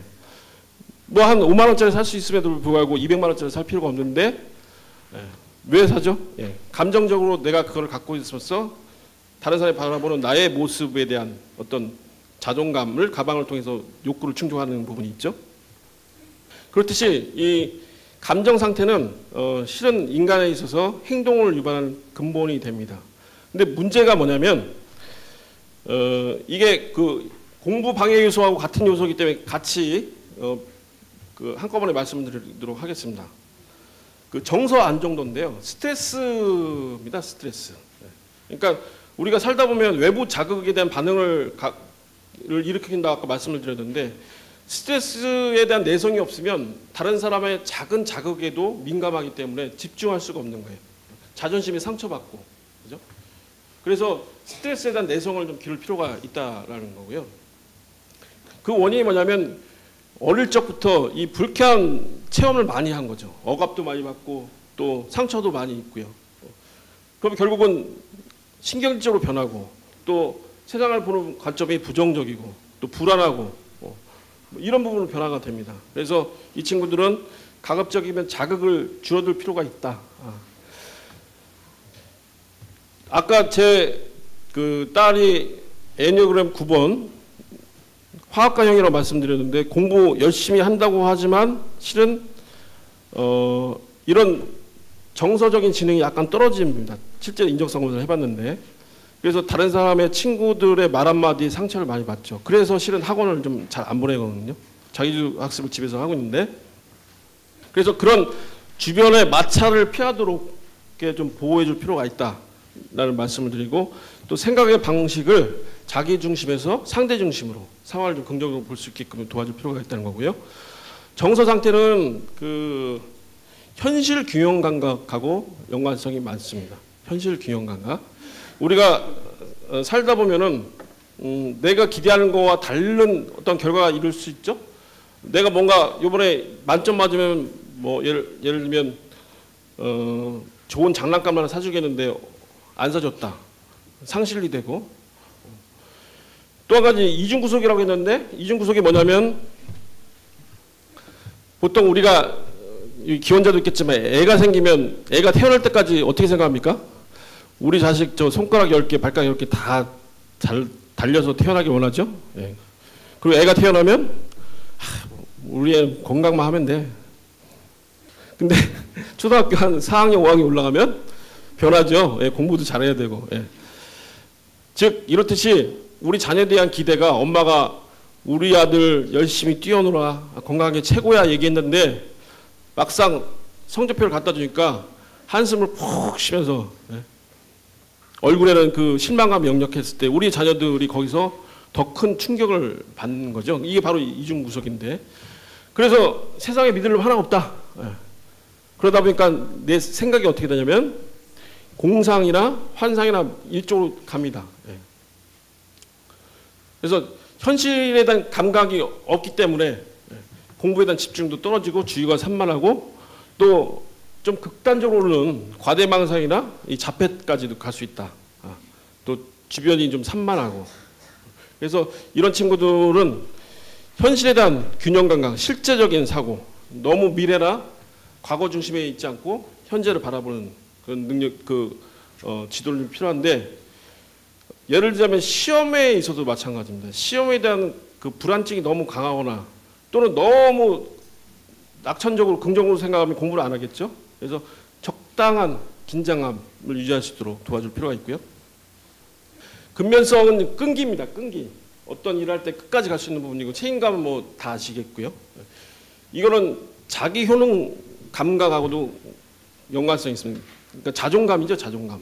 자존감이 있을 때 누가 뭐라고 하지 않더라도 스스로 열심히 공부를 좀 할 수 있는 건데 보통 근면성이 떨어지는 건 뭐냐면 어릴 적에 영양이 불충분하거나 그리고 지나치게 외부 억압을 받을 때인데 이렇게 될 경우에 좀 무기력에 처할 수도 있고 또 성취욕구나 의지력이 약화될 수 있다. 그래서 이런 친구들은 칭찬과 의욕을 북돋우키고 건강을 체크해서 건강에 이상이 있다고 하면 그걸 치료를 해줘야 되는데 우리가 학습 환경 중에서 건강이나 환경도 있습니다. 이따 말씀드리겠지만 특히 자녀들 공부를 집중해서 시키려고 하면 어떤 문제가 있는지를 우리가 좀 볼 필요가 있겠습니다. 책임감은 결국은 모든 것이 내 일이 아닌 거죠. 그러니까 소극적일 수밖에 없고 의무감도 없고 또 계획적이지도 않고 그래서 이 친구들은 지속적으로 그 강화제라고 하는데 보상을 좀 잘해서 성취욕구를 불러일으키고 또 자신감을 갖도록 도와줄 필요가 있습니다. 협동성하고 자율성은 어머니의 연관성인데 어머니가 지나치게 무관심, 애정을 주지 않고 스킨십도 없고 이런 방관했을 때 어머니가 지나치게 과보했을 때 나오는 겁니다. 그래서 이 부분은 대인관계하고 영향이 있는데 협동성이 없을 경우 어떻게 되죠? 친구들 간의 교육 관계가 아주 안 좋게 됩니다. 따당할 수가 있다. 그래서 좀 폭넓게 다른 사람을 이해하고 공동체 의식을 좀 배양할 필요가 있고, 그리고 실은 이렇게 그 가정이나 환경 속에서 이런 사랑을 받지 못한 학생들 같은 경우 우리 선생님들이 정말 칭찬, 격려, 지지, 응원, 또 스킨십, 뭐 엉덩이를 좀 두드려주거나 머리를 만져주거나 포옹을 해주거나 하는 걸 해주시면 상당히 좋습니다. 자율성은 너무 그 과부했기 때문에 스스로 뭔가 할 수 있는 힘이 이미 약화가 된 부분입니다. 그래서 이 방어 기제라는 것도 있는데, 방어 기제는 그 정신적인 어떤 외상이죠. 외상. 우리가 트라우마라고 하는데, 트라우마에서 자기를 보호하기 위해서 사실을 왜곡하거나 달리 해석하는 겁니다. 예를 들자면 종용한 시크릿 가든에 현빈이 엘리베이터에서 누구죠? 여자 배우? 예? 하지원이 아빠가 소방수였죠. 소방관. 근데 혼자만 빠져나오고 소방관이 죽었죠. 그러니까 죄의식이 있잖아요. 그래서 어떻게 했죠? 과거 그때 당시의 기억을 머릿속에 지워버렸습니다. 이걸 억압이라고 합니다. 억압. 네. 그러니까 이게 방어 기제가 자기를 보호하기 위해서 이렇게 하는 거거든요. 근데 이런 것들이 지나치게 강해도 문제지만 약해져도 스스로를 컨트롤하기가 상당히 힘들다는 거죠. 네. 그래서 이럴 경우에는 너무 지나친 간섭을 좀 줄이고 기대도 좀 줄일 필요가 있다. 그리고 시키는 게 아니라 엄마가 모범이 돼서 보여줄 필요가 있다는 거죠. 예. 이따 민주영 어머니도 지금 나오는데, 다음에 이제 그 규범성과 리더십입니다. 그 규범 준수도가 왜 중요하냐면, 우리가 사람이 살다 보면 여러 가지 문제가 있을 수가 있어요. 그죠? 학교에서 규칙을 위반하면 뭐 정학도 맞고 퇴학도 맞고 그렇죠? 우리가 교통법규 위반하면 딱지도 떼이죠. 그래서 우리 일상에서 주의가 뺏길 만한 요소가 있으면 공부에 집중을 못합니다. 또 한 가지는 규범 준수가 중요한 게 뭐냐면, 자기도 학습의 핵심은 결국 자기가 스스로 계획을 세우고 학습의 주도권을 혼자 갖고 있는데, 자기가 세운 약속도 못 지키면 안 되겠죠. 그래서 규범 준수가 왜 나빠지냐면, 집에서 아버지가 지나치게 유한 환경에서 자랄 때, 그러니까 뭐라고 뭐 이렇게 장난치고 뭐 약속도 안 지키고 하더라도 아무도 혼내지 않는 거죠. 한마디로 그러니까 버릇도 없어지고 예절도 없어지고 이런 겁니다. 그래서 집안의 규율을 좀 다시 세우고 그 다음에 아버지가 특히 신뢰감 갖고 대화를 좀 시도를 많이 할 필요가 있다라는 부분이고요.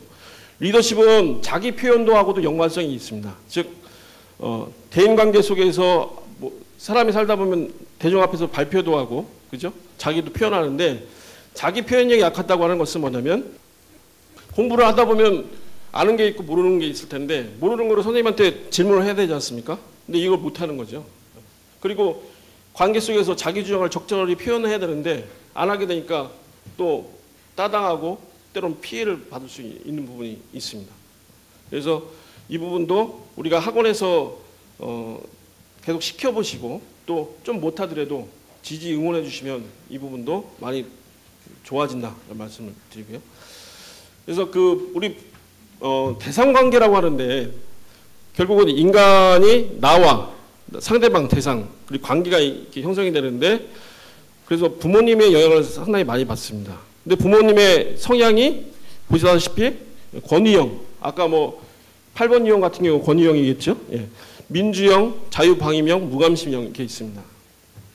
그래서 그 이런 관계 속에서 위축이 되면 아까 리더십이 떨어지는 아이가 나올 수가 있는 거고, 그죠? 자유방임형이면 이 뭐냐? 규율과 감정인데 규율보다는 감정에 치우쳐서 애 기 세워준다고 요즘 신세대 부모님들 많죠? 예. 지나치게 감정적으로 동조해 주는데, 그러다 보면 규율이 없죠. 조직 디스플린이라고 하는데 이런 부분이 없다 보니까 막 나갈 수가 있다라는 부분이요. 제일 안 좋은 게 무감심형입니다. 예. 무감심형. 부모 스스로가 자기의 스스로 빠져 있거나 또 만사가 귀찮고 약간 무기력 상태에 빠져 있는 스타일인데, 이럴 경우에는 자녀들이 일탈 행동을 할 수가 있습니다. 즉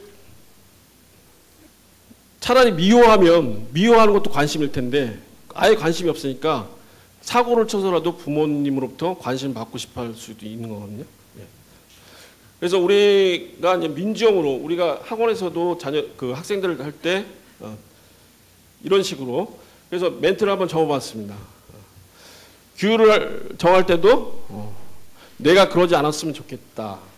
이따가 아이메시지도 말씀을 드릴 텐데 잘했구나. 무엇을 하고 싶니? 내 생각 어떻니? 아 그랬구나. 이런 식으로 규율과 감정적인 지지를 같이 조절을 해 나가는 게 좋을 것 같고요. 이렇게 민주형으로 가르치게 되면 자존감도 높아지고 또 목표 지향적이고 스트레스에 대한 내성도 상당히 좋아집니다. 적성 검사입니다. 9개 그 과목과 15개 계열로 해서 빨간 글씨가 가장 높은 점수가 이 친구의 적성과 가장 어울린다라는 겁니다. 그래서 직업적인 분야와 그 다음에 대학교를 지나갈 경우에 학과까지도 여기서 진단을 좀 해준 부분이 있고요. 여기서 한 가지 중요한 게 뭐냐면 아무리 타고난 능력이 있더라도 본인 스스로 관심이 없으면 그 능력이 살아날까요? 그죠? 그리고 그렇게 하더라도 시장에 수요가 없다고 하면 그 직업을 갖고 살기는 어려울 것 같습니다. 그래서 결국은 타고난 역량, 재능과 본인의 관심, 이건 목표가 될 수가 있고 또 외적 동기에 생길 수도 있고 그리고 시장에 어떤 기회가 되는 이 교집합이 되는 곳에 직업적인 어떤 적성적인 목표가 이루어져야 되는 것이 합리적이다라는 말씀을 좀 드리고요. 한 가지 말씀드리면 실은 적성검사 말씀드리면서 우리의 자녀들 또는 학생들의 적성에 뭐가 있다를 얘기를 하지만 실은 우리 학생들이 언론에서 또는 부모님 또는 선생님을 통해 받은 어떤 직업적인 기호가 이미 선입관이 만들어져 있다는 말씀을 드리고 싶습니다. 즉 뭐냐면 제 친구가 태평양이라고 김현장 다음으로 큰 우리나라 2대 로펌의 파트너 변호사인데 뭐 연봉 상당히 많죠. 근데 지금 상당히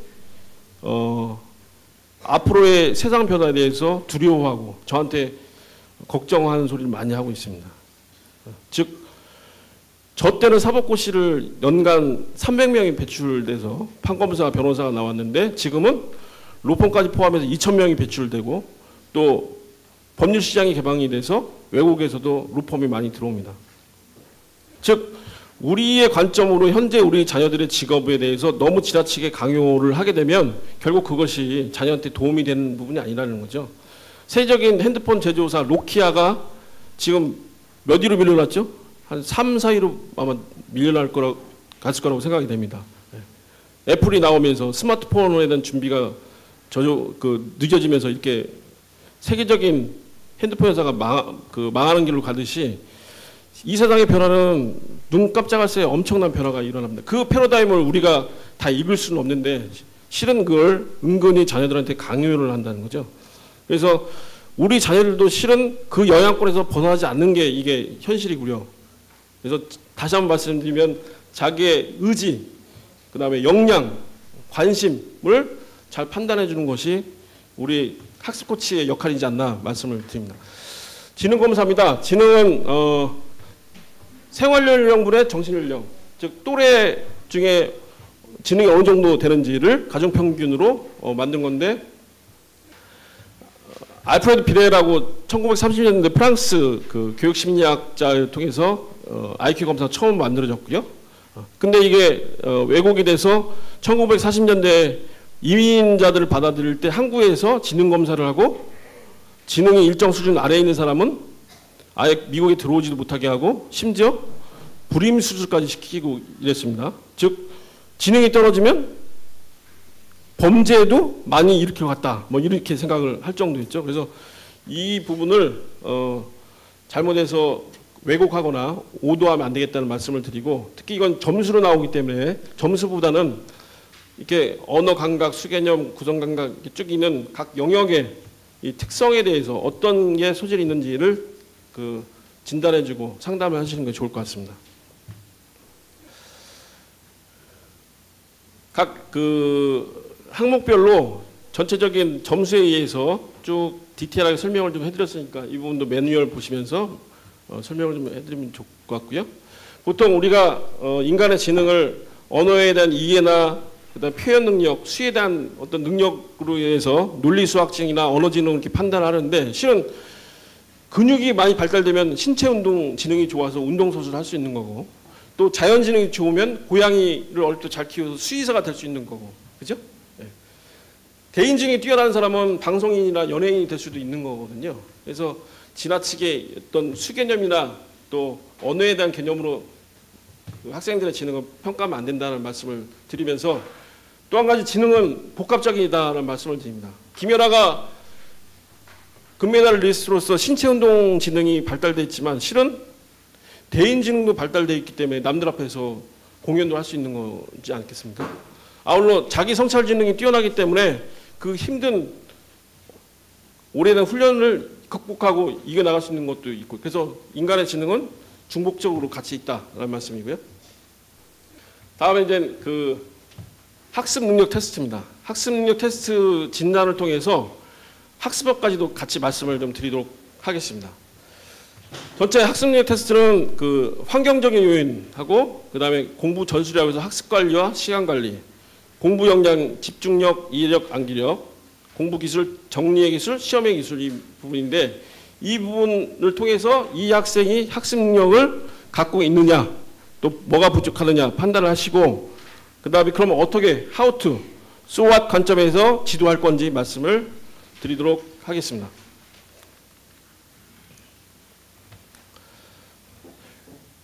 (70점) 이상 정도 되면 현재 이 학생의 공부하는 방법이 어느 정도 괜찮다, 더 강화하면 된다는 부분이고, 그 이하면 열심히 공부해도 효율적이지 않기 때문에 이건 노력보다는 방법을 바꿔야 된다는 관점에서 지도를 해주시면 됩니다. 첫 번째 정신관리 부분인데, 정신관리 부분은 목표하고는 연관성이 상당히 많이 있습니다. 그래서 특별히 장표를 만들었고요. 자, 이 장면 뭡니까? 오리가 먹이를 향해서 날갯짓을 하고 있죠? 이거는 한자숙어로 오리지널. 예. 예. 뭐죠? 예. 오리도 지나라면 날 수 있다.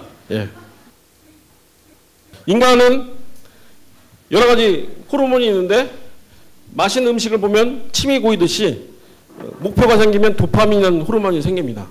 그래서 예를 들면 권투를 하게 되면 권투하는 동안은 어디 맞아도 아픈지 모르죠. 코뼈가 부러지고 피가 나고 해도, 왜?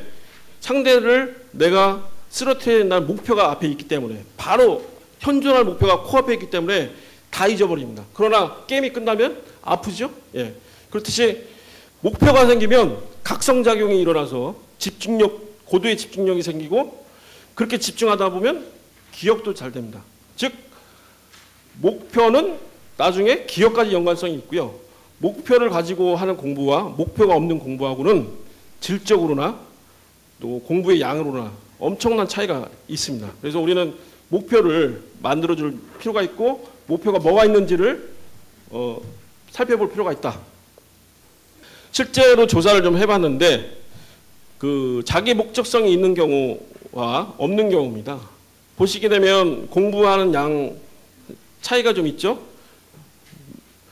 근데 가장 극명한 차이가 뭐냐면, 인간이 만든 여러 가지 물질 중에 TV가 인간의 시간을 아마 제일 많이 잡아먹는 것 같은데, 목적이 있을 경우에는 30%, 없을 경우에는 60%. 즉, 그냥 넉넉고 TV 앞에 있게 만든다는 거죠. 예, 목적이 없기 때문에.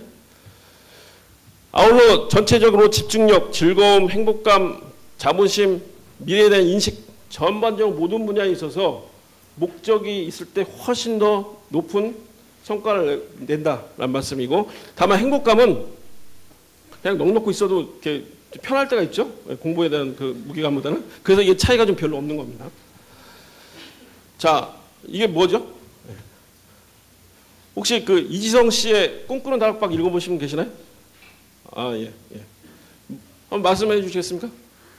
R은 VD, 예.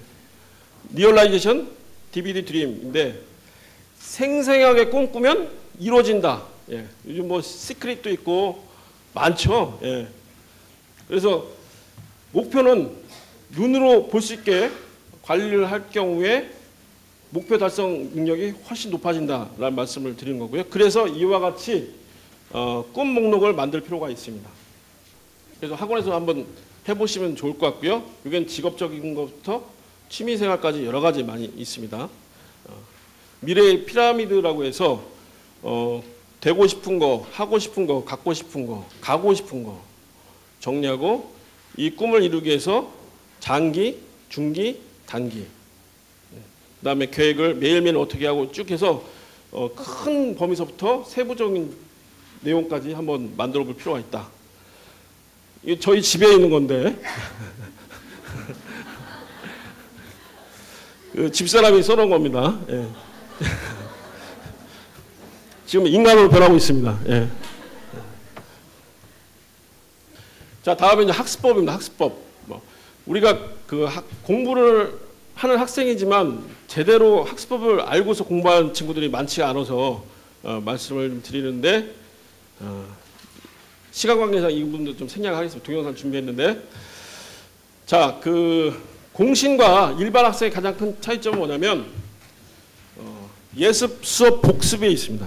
실은 가장 오래된 학습 방법이고요. 누구나 다 알지만 일반 학생은 엄두도 못 내고 따라하지도 못합니다. 예. 그만큼 훈련이 안 됐기 때문에 그런 건데 하나씩 말씀을 드리도록 하겠습니다. 첫 번째 흥미 예습입니다. 흥미 예습. 자, 3단계 학습의 첫 번째 흥미 예습인데 비유를 하자면 우리가 영화를 보면 예고편이 있죠? 예고편 한 2, 3분 내지 5분 하고 드라마 보면 끝날 때 한 20초 내지 30초 예고편 보여주죠? 예. 그 현빈 페인 계시겠지만 시크릿 가든 하다가 예고편 안 보여주면 어떻게 하죠? 생전 홈페이지 접속 안 하던 사람들이 SBS 홈페이지에서 막 서버를 다운시키죠? 우리 아줌마들이. 예. 그만큼 20초만 봐도 그 다음 방송을 보고 싶어서 안달이 나는 겁니다. 즉 예습도 어느 정도? 예. 땡길 정도만 한번 하자. 그래서 수업 시간 하기 전에 보는데 거지도사. 예, 거지도사. 한번 따라 하시겠습니까? 거지도사. 예. 그림, 지도, 도표, 사진. 살짝 넘겨가면서 비주얼 위주로 보고 다시 돌아와서 전체 한번 통독하는 거죠. 학습 목표와 단원, 과제, 핵심적인 것만. 이것만 봐도 어느 정도 개념 파악이 되고 수업이 재밌어집니다. 두 번째는 적극 수업입니다. 적극 수업. 적극 수업은 인간이 갖고 있는 오감을 다 활용해서 공부를 하는 건데 결국은 모든 시험은 어디서 나오죠? 교과에서 나오고 선생님이 시험 문제를 내죠. 근데 수업 시간에 집중을 하지 않으면 어떻게 됩니까? 예, 이해가 안 되죠. 결국 시험 시간에 공부하는 것은 뭐다? 독학이다. 예, 우리 학생들 공부를 잘 못하는 일반적인 학생들은 독학을 합니다. 독학을. 예, 그래서 적극 수업을 좀 해야 되는데 적극 수업 반대말이 뭐죠? 예, 멍의 세계에 빠진 학생들. 예. 근데 학교에서도 멍 때리는 친구는 학원에서도 멍 때립니다. 예. 멍의 세계로 빠져든다. 그러다 졸기도 하고. 적극 수업의 첫 번째 방법은 머리입니다. 머리를 선생님을 향해서 눈을 선생님을 바라보고 그리고 입은 어떻게 하죠? 아하. 예. 본인이 이해하고 있음을 리액션 아시죠? 리액션. 요즘 연예인 하려면 리액션 잘해야 됩니다. 예. 아하 따라하고 손은 어떻게 하죠? 받아쓰고 밑줄 긋고 또 모르는 거 있으면 질문하고 그죠? 예. 자, 이렇게 하게 되면 애가 어떨까요? 우리 학원에 이모영 토킹클럽에 이런 학생이 있으면 선생님 밑에서 아주 별과 같은 눈빛으로 선생님 바라보면서 하면서 열심히 쓰고 얼마나 예쁘겠습니까? 예. 이렇게 되면 학습 효과도 좋지만 선생님 바라보는 관점에서 학생 수행평가의 점수도 좋아집니다. 예, 입학사정관제에 절대적으로 유리해지죠. 자, 3단계 학습법의 마지막 주기복습입니다. 주기복습. 결국은 우리가 공부하는 것은 대의적인 의미도 있지만 작게는 시험하고도 연관성이 있죠. 근데 시험은 뭐죠? 기억력 테스트죠. 예. 그러나 인간은 망각의 동물이기 때문에 자주 잊어먹습니다. 그래서 잊어먹기 전에 공부하는 것이 중요하다라는 말씀을 드리고, 그래서 복습을 하는데 첫 번째가 직후복습입니다. 직후복습.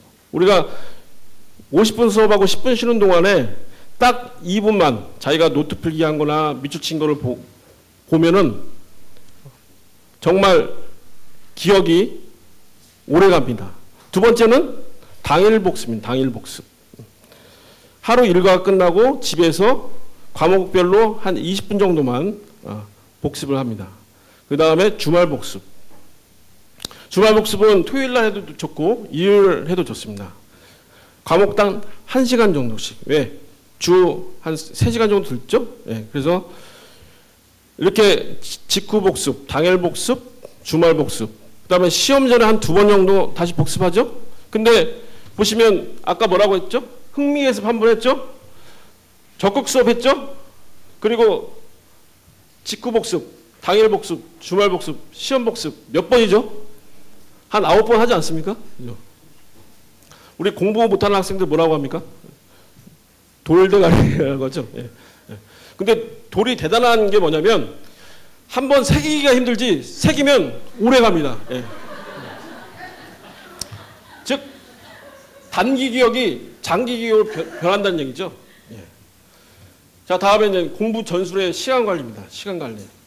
우리가 간과하는 것이 공부하는 절대적 양을 강조하지만 하루에 15분 정도만 공부 계획을 세우면 효과적으로 공부를 할 수 있다라는 거고요. 아까도 말씀드렸지만 외부 자극에 민감하게 반응하는 줏대없는 친구들도 있을 거고, 정말 그 오락실에서 홈플러스에서 바닥에서 게임하듯이 이 게으른 친구도 있겠고, 또 때당하면 항상 하는 이런 친구 있지만 계획적인 사람은 자기가 의도된 스케줄대로 공부하기 때문에 공부 시간 외에도 운동도 하고 책도 읽고 또 친구들하고도 관계를 맺을 수 있는 겁니다. 일반 학생은 시험 때만 공부합니다. 그죠? 시험 때만. 공신들은 항상 공부합니다. 이 차이가 가장 큰 차이가 되겠죠. 그래서 그 일과가 학교 수업에서부터 뭐 학원도 있고 자는 것까지 있는데 하루 일과 중에서 내가 짜투리 시간이 얼마 남는지를 한번 계산해 볼 필요가 있다. 근데 이것은 그냥 되는 게 아니고요. 이건 이제 주간 계획 짜는 건데, 그리고 공부한 것을 시간까지 다 재봤습니다. 어떻게 하냐면 스타벅스 아시죠? 초시계 자는 거. 자기가 집중하는 시간이 얼마큼 되는지 모르고서 어떻게 학습 스케줄을 짜지겠어요. 우리가 공부한다고 하지만 실은 왜 이렇게 공부하는데 점수가 안 나오지 하는 학생들 대부분이 공부에 집중을 못하기 때문이죠. 그래서 하루에 내가 집중할 수 있는 시간이 어느 정도인지를 시계로 재는 겁니다. 그러니까 10분 했으면 10분 딱 재고 놀고 다시 재고. 그래서 총량을 재는 것이 누적학습 시간 파악이고요. 단위 학습량은 뭐냐면 연산 문제 50문제 푸는데 내가 얼마나 걸리는지, 단어 30개 외우는데 얼마나 걸리는지를 실제로 재보는 겁니다. 이걸 했을 때 내가 하루에 스스로 공부할 수 있는 시간이 얼마인지를 파악을 할 수 있는 거고, 그래서 계획을 짤 수 있는 겁니다. 이런 식인 거죠. 다음에 집중의 기술입니다.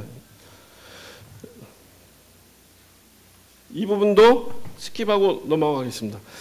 자, 학습법에 있어서 핵심이 집중력, 이해력, 암기력입니다. 결국은 가장 중요한 것이 집중력인데, 집중력은 목표가 있을 때 우리가 몰입이라고 하죠. 몰입. 공부의 질에 가장 큰 영향을 미칩니다. 자, 아래 실력이고 위에 과제의 난이도입니다. 높은 거고요. 근데 예를 들면 실력도 낮고 과제도 어렵다. 어떻게 되죠? 포기하게 되는 거죠. 무관심 상태. 근데 실력이 과제의 난이도보다 상당히 높다. 자신감이 꽉 차이겠죠. 결국은 집중이라고 하는 것은 목표가 명확하고 또 활동 결과가 바로 나타나고 또 실력과 과제가 균형이 맞을 때 몰입의 상태로 빠질 수가 있습니다. 우리가 일명 이걸 플로우 상태라고 하는데 몰입을 하게 되면 사람이 행복도 해집니다. 행복도 해집니다. 일반적으로 학생들이 50분 수업을 할 때 집중력의 변화입니다. 처음에 아주 뚜렷한 그 의식을 갖고 있다가 점점 멍 때리죠. 그러다가 쉬는 시간이 가까우면 다시 깨어납니다. 의식의 세계로, 멍의 세계에서 현실의 세계로 돌아오는데, 자, 집중력을 높이기 위해서는 첫 번째로 분산학습입니다. 아까 분산학습 말씀드렸죠? 시간을 나눠서 내가 집중력의 한계가 보니까 20분이다. 과감하게 20분만 하고 5분 쉽니다. 다음에 변화학습. 아까 7번 성격교육 말씀드렸죠? 수학하다가 영어하다가. 영어할 때 버케블러리 하다가 글래머 하다가 스피킹 하다가 계속 바꿔주는 거죠. 자기가 좋아하는 쪽으로.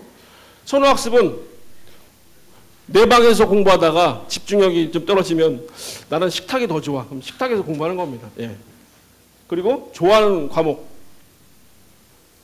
그 다음에 그 만점 학습 자세인데 이거는 시험 시간 전에 취하는 것도 상당히 좋고요. 그리고 이번 토크클럽에서도 한번 활용을 해보시면 상당히 좋습니다. 뭐 명상의 자세인데 그 등받이에 딱 허리를 붙이고 손은 무릎이나 책상에 올려놓고 고개를 당기고 눈을 감은 상황에서 심호흡을 하는데 3초간 마시고 2초간 멈추고 15초 동안 뱉는 이 과정을 한 3분 정도만 3분에서 5분 정도만 하셔도 상당히 그 집중력이 강화됨을 이미 이건 입증이 다 됐죠? 다음에 이제 이해의 기술인데 이해라는 것은 뭐냐면 결국은 내가 공부한 것을 소화하는 거죠. 이해는 공부의 질과 양에 절대적인 영향을 미칩니다. 결국 이해가 잘 돼야만 기억도 잘 될 수 있는 거죠. 그냥 무대뽀로 외운다고 해서 외워지는 게 아니기 때문이죠. 그래서 수업 시간에 이해의 목표를 70%를 잡고 이게 이해가 안 될 경우에는 집에 와서 다시 한번 책을 보거나 노트 필기 한 걸 보고 또는 교보제 많죠. 요즘 인강도 있고요. 또 학교에 가서 다시 질문을 해도 됩니다. 자, 이해를 돕는 방법 중에 그 우리가 잘 아는 마인드맵이라고 있는데 마인드맵 여기서는 개념 지도라고 말씀을 드리도록 하겠습니다. 그래서 우리가 나무를 보는 것도 중요하지만 숲을 보는 것도 중요하죠. 숲을 볼 줄 알아야 맥락을 파악할 수 있고 전체 학습에 대한 이해가 되겠죠. 그래서 대단원서부터 중단원, 소단원까지 한번 자기가 이해되는 부분들을 그려나가는 겁니다. 아까는 가지치기고 이거는 박스형으로 이렇게 그려도 되고요. A4 용지를 쓰는데 부족하면 옆에 스카치 테이프 붙여서 더 넓게 해도 되고요. 이거를 쫙 펴서 벽에다 붙이면 갤러리 학습법, 이미지 학습법까지 됩니다. 나중에 시험 공부할 때 이것만 봐도 개념이 확 잡히죠. 다음에 이제 기억의 기술입니다. 기억의 기술인데 에빙하우스입니다. 에빙하우스. 인간의 기억이 어떤 수업 이후에 20분이 지나면 반이 날아가고 한 달이 지나면 80%가 날아간다고 합니다. 그러나 이렇게 반복적으로 아까 주기복습이란 말씀을 드렸는데 하게 되면 기억이 돌에도 새겨지죠. 그래서 기억하는 방법 중에서 가장 탁월한 방법이 카드 학습법입니다. 카드 학습법. 미취학 아동들이 했지만 커서는 이걸 무시하는데 실은 성인이 저도 실험을 해봤는데 정말 기억력이 3배에서 10배 이상 올라갑니다. 카드 학습법. 아시죠? 카드 학습법. 뭐 영어 단어 외우면 앞에 단어 쓰고 뒤에 뜻하고 수학 공식도 마찬가지고 또 그림까지 그려가면서 기억력을 강화시킬 수도 있습니다. 이게 그 도움이 많이 되는 것이 뭐냐면 우리가 여행을 가든 등하굣길에서도 짜투리 시간을 활용해서 휴대가 간편하기 때문에 언제든지 공부가 가능한 거고요. 그리고 정말 외워도 안 외워진다. 이 카드 학습법을 하게 되면 효과적으로 공부가 되고 또 한 가지는 파트너끼리 이거 맞춰봐 하면서 퀴즈 내듯이 하게 되면 일명 파트너 학습법인데 이러면 효과적으로 암기가 됩니다. 그래서 카드 학습법의 가장 큰 그 효과가 뭐냐면 누적적으로 하는 거죠. 예를 들면 영어 단어 20개를 링 수첩에 하나로 만들고 이걸 10개를 만들었다. 그죠? 그러면 200개를 외우는 건데 한 줄을 다 외우고 두 번째 줄을 외울 때 반드시 첫 번째 외운 걸 다시 한번 외우는 겁니다. 결국은 어떻게 되죠? 예, 새카맣게 되죠. 예. 이렇게 누적적으로 외우다 보면 절대 잊어먹지 않는 기억력을 갖고 갈 수 있다라는 말씀을 드리고요. 다음에 그 가르치기 학습, 아까 말씀드렸죠? 예, 누군가 가르칠 때 학습 효과가 훨씬 뛰어나다. 은혜를 많이 받는다. 예. 녹음 학습법. 요즘 스마트폰이 많이 발달이 됐기 때문에 졸리거나 또 반복해서 듣고 싶으면 녹음을 해도 좋고요. 갤러리 학습법, 인지 학습법. 아까 말씀 많이 드렸습니다. 뭐 포스트잇으로 붙여놔도 되고요. 예. 화이트 학습법은 참고서나 교과서를 여벌로 사서 화이트로 키워드를 지워버립니다. 그리고 다시 읽으면서 자기가 그걸 써보는 거죠. 범주 학습법은 외울 수 있는 양의 한계가 있기 때문에 끊어서 외워라 라는 얘기고, 두문자 학습법은 태종, 태세, 문단세 하면 다 아시겠죠? 예, 머리 글자만 따서 외우면 됩니다.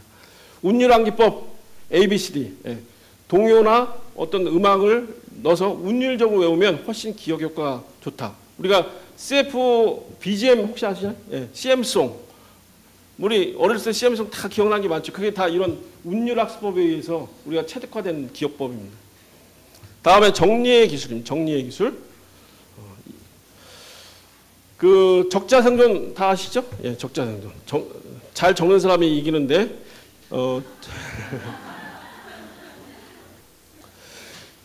자기 언어로 표현하는 게 중요합니다. 아까 그 개념지도 마찬가지지만 자기가 이해할 때 적을 수 있는 거거든요. 그러면 훨씬 기억이 잘 됩니다. 정리의 기술이 중요한 게 뭐냐면 초등학교 한 5학년, 6학년 되면 노트 필기만 잘해도 자기주도 학습의 50%는 갖고 가는 겁니다. 그래서 그만큼 상당히 중요한 부분인데, 노트 필기를 잘하게 되면 정리도 잘 되고 이해도 되고 기억도 오래 가고, 나중에 어떻게 되느냐, 시험 전에 자기가 정리한 것만 봐도 시험 공부할 수가 있습니다.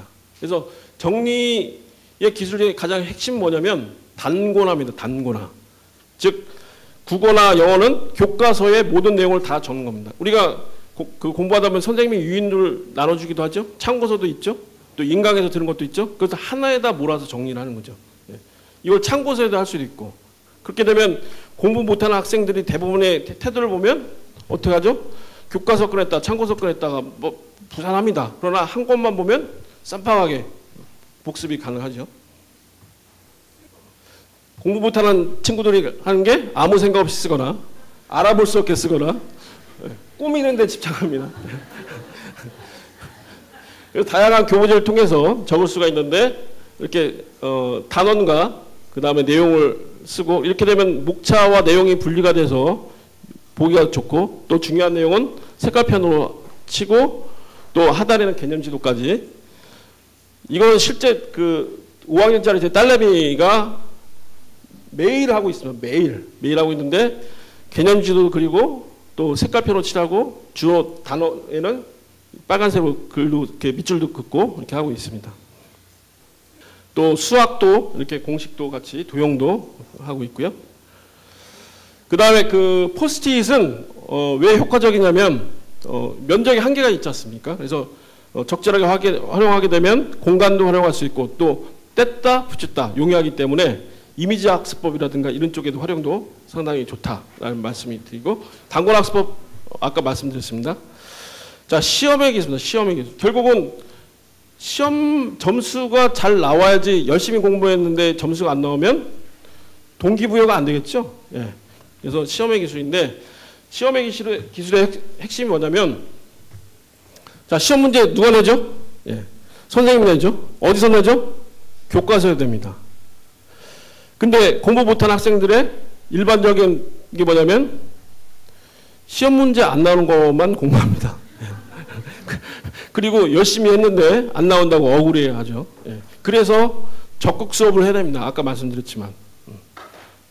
자, 결국은 그 흥미예습이나 적극 수업을 통해서 이해하고 또 중요한 것을 암기하고 또 다양하게 적용, 문제풀이를 하면서 적용을 하고 그래서 시험을 보는 건데 결국 시험이란 건 뭐냐면 시험 범위 내에서 모르는 것을 줄여나가는 겁니다. 시험 범위 내에서. 예. 첫 번째는 시험 범위를 파악을 하는 거고 두 번째는 내가 과연 모르는 게 무엇인지를 파악을 할 필요가 있다. 그래서 결국은 계속적인 주기 복습을 하게 되면 따로 시험 공부를 할 필요 없을 정도로 공부를 하게 되는 거고 시험 시간에 주의할 게 뭐냐면 아까 장 팀장님 자제분도 얘기했지만 지시문을 주의해 읽는 거 그 다음에 시간을 조절하는 거 즉 쉬운 문제부터 푸는 거 어려운 문제에 걸려서 시간을 쫓기는 학생들 많죠. 그 다음에 답안 작성 잘 옮기는 거 중요한 것은 시험 본 다음에 오답 정리하는 거 중요합니다. 틀린 것도 억울하지만 틀린 걸 또 틀리면 더 억울하겠죠. 예. 그래서 불안한 것을 조절하기 위해서 이렇게 뭐 연습을 해볼 필요도 있는데 스탑워치를 통해서 시험 시간 내에 내가 다 문제를 풀 수 있는지 그리고 페이퍼를 만드는데 컨닝 페이퍼가 아니라 시험 시간 바로 전에 단기 기억으로 못 외운 거 있으면 이렇게 외울 수 있다라는 말씀을 드린 거고 또 한번 내가 선생님 입장에 대해서 문제를 출제하는 것도 효과적이다. 결국 시험이라는 것이 내가 아는 영역에서 맞추는 이 실력 영역을 확장을 하는 게 중요한 거죠. 모르는데 맞추는 건 뭐죠? 행운이죠, 행운. 근데 알면서도 틀린 거 뭐냐? 실수죠. 예. 이게 계속 나타납니다. 그래서 결국은 이 사분면 중에서 알면서 맞히는 영역을 확장하는 것이 시험에서 가장 중요한 부분이다라는 말씀을 드리는 거고요. 학습 기술 검사는 학습력 테스트하고 상당히 유사해서 이것도 가름하도록 하겠습니다. 이 중에서 읽기 기술만 말씀드리면 압축과 펼치기입니다. 읽는 것을 전체 페이지서부터 마지막 단어까지 또 단어에서 페이지 이렇게 전체적 숫과 나무를 볼 수 있게끔 읽는 건데 읽는 방법은 통독, 정독, 속독입니다. 아까 흥미예습에서 필요한 것은 통독이 되겠죠. 복습할 때는 정독을 해야 되는 거고 자 읽는 방법이 이렇게 단계가 있는데 직접 보면서 말씀드리면 이렇게 한번 쭉 읽어봅니다. 그죠? 그 다음에 중요한 문장에 연필로 칠하면서 읽습니다. 다음에 중요한 구나 절에 빨간색으로 칠해서 읽습니다. 마지막에 핵심 키워드에 형광펜으로 칠합니다. 이렇게 읽다 보면 이해도 잘 되고 아마 기억도 높아질 거라고 생각이 됩니다. 공부 방해 요소는 인성 관련돼서 아까 말씀드린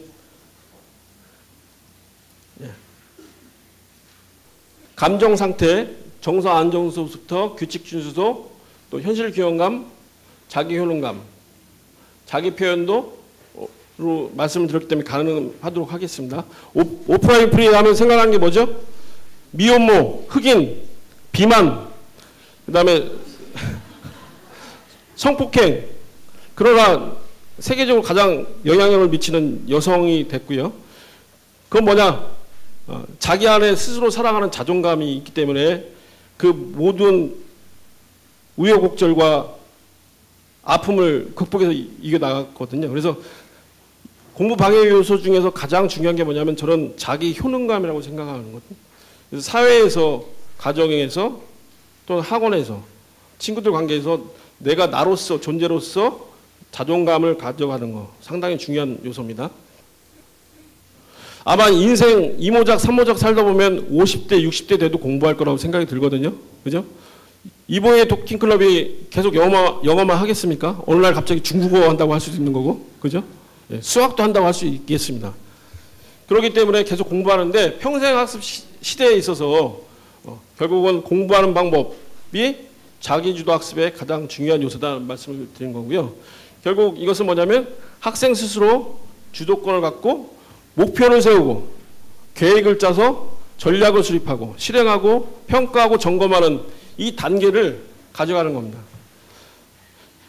결국 돌이켜 봤을 때 공부도 하나의 경영이다. 우리가 기업에서 얘기하는 플랜 두 C죠, 플랜 두 C. 예. 우리가 재벌들은 이건희 회장이 이병철 회장 밑에서 클 때 고등학교 때 여름방학이면 전국에 있는 사업장을 방문해서 공장장으로부터 다 브리핑을 받았습니다. 이렇게 재벌의 황태자들은 어릴 때부터 경영에 대해서 공부를 했죠. 마찬가지로 공부도 경영이기 때문에 우리가 우리의 학생들을 잘 지도를 해줘야 됩니다. 뭘? 학습하는 방법에 대해서. 그래서 학습은 결국은 학과 습의 균형인데 학은 배우락이죠. 예. 근데 학교에서도 배우고 학원에서도 배우고 또 아주 무지하게 친절한 엄마를 만나면 집에 과외 선생님한테 배우고 학습지 선생님한테 배우고 그래서 결국 애가 학을 떼게 되는 거죠. 예.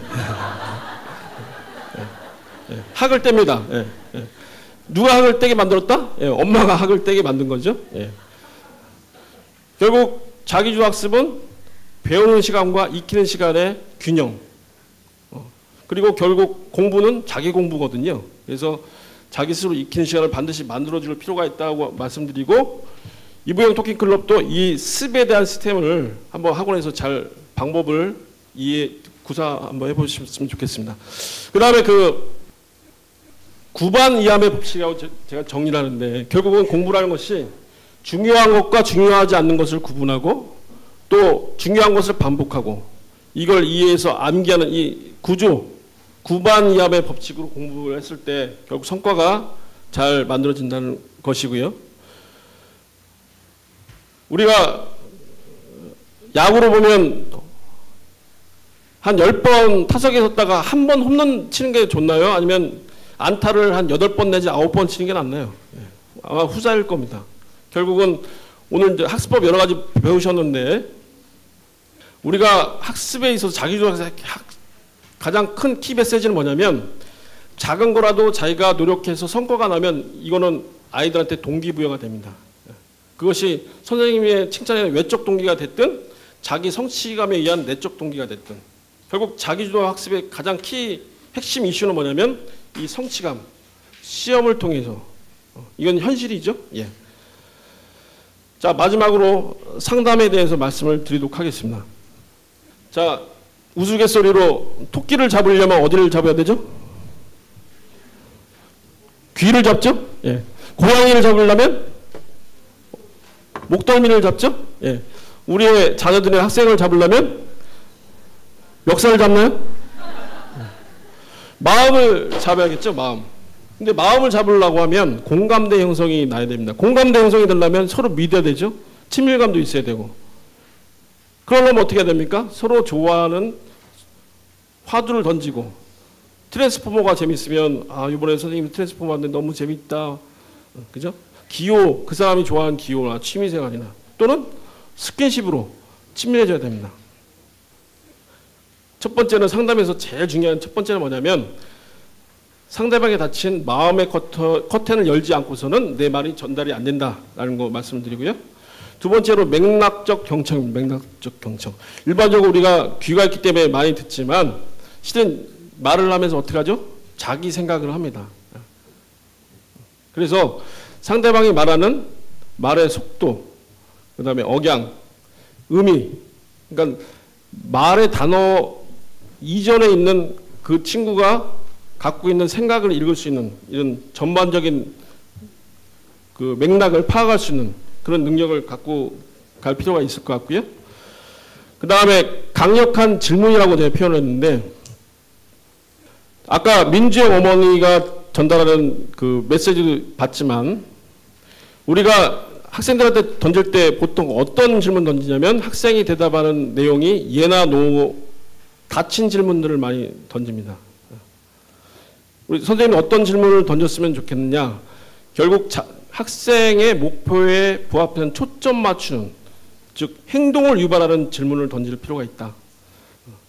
요번에 기말고사 보는데 어때? 목표가 있어? 몇 점 받고 싶어? 그런 모델로 말씀드리면 그런데 그런 목표가 있었어? 야 훌륭하다. 너 지금 어떻게 공부하고 있니? 현실을 파악하게끔 해주고요. 그러면 그렇게 목표를 달성하려면 지금 하는 공부 방법 외에 어떻게 더 다른 노력을 할 수 있을까? 예. 그리고 그 노력을 하기 위해서 선생님한테 어떻게 보여줄 수 있어? 마지막에 더 구체화합니다. 예. 만약에 너가 요번에 영어를 만점 맞는다면 기분이 어떨 것 같아? 예. 이걸 이른바 기적 질문이라고 하는데, 예. 예. 가상하게끔 해서 마음의 성취 욕구를 미리 경험하게 하는 거죠. 예. 이렇게 질문을 통해서 강력한 질문을 통해서 목표에 초점을 맞추는 거 상당히 중요하다는 말씀드리고, 그 다음에 I 메시지인데 이건 다 아실 거라고 봅니다. 상대방의 태도를 비난하는 것이 아니라 상대방의 태도를 보고 느끼는 나의 감정이 이렇다는 건데, 이건 학생뿐만 아니고 기혼자라고 하면 배우자의 관계에서 마찬가지입니다. 성질을 건드렸다 그럼 보통 어떡하죠?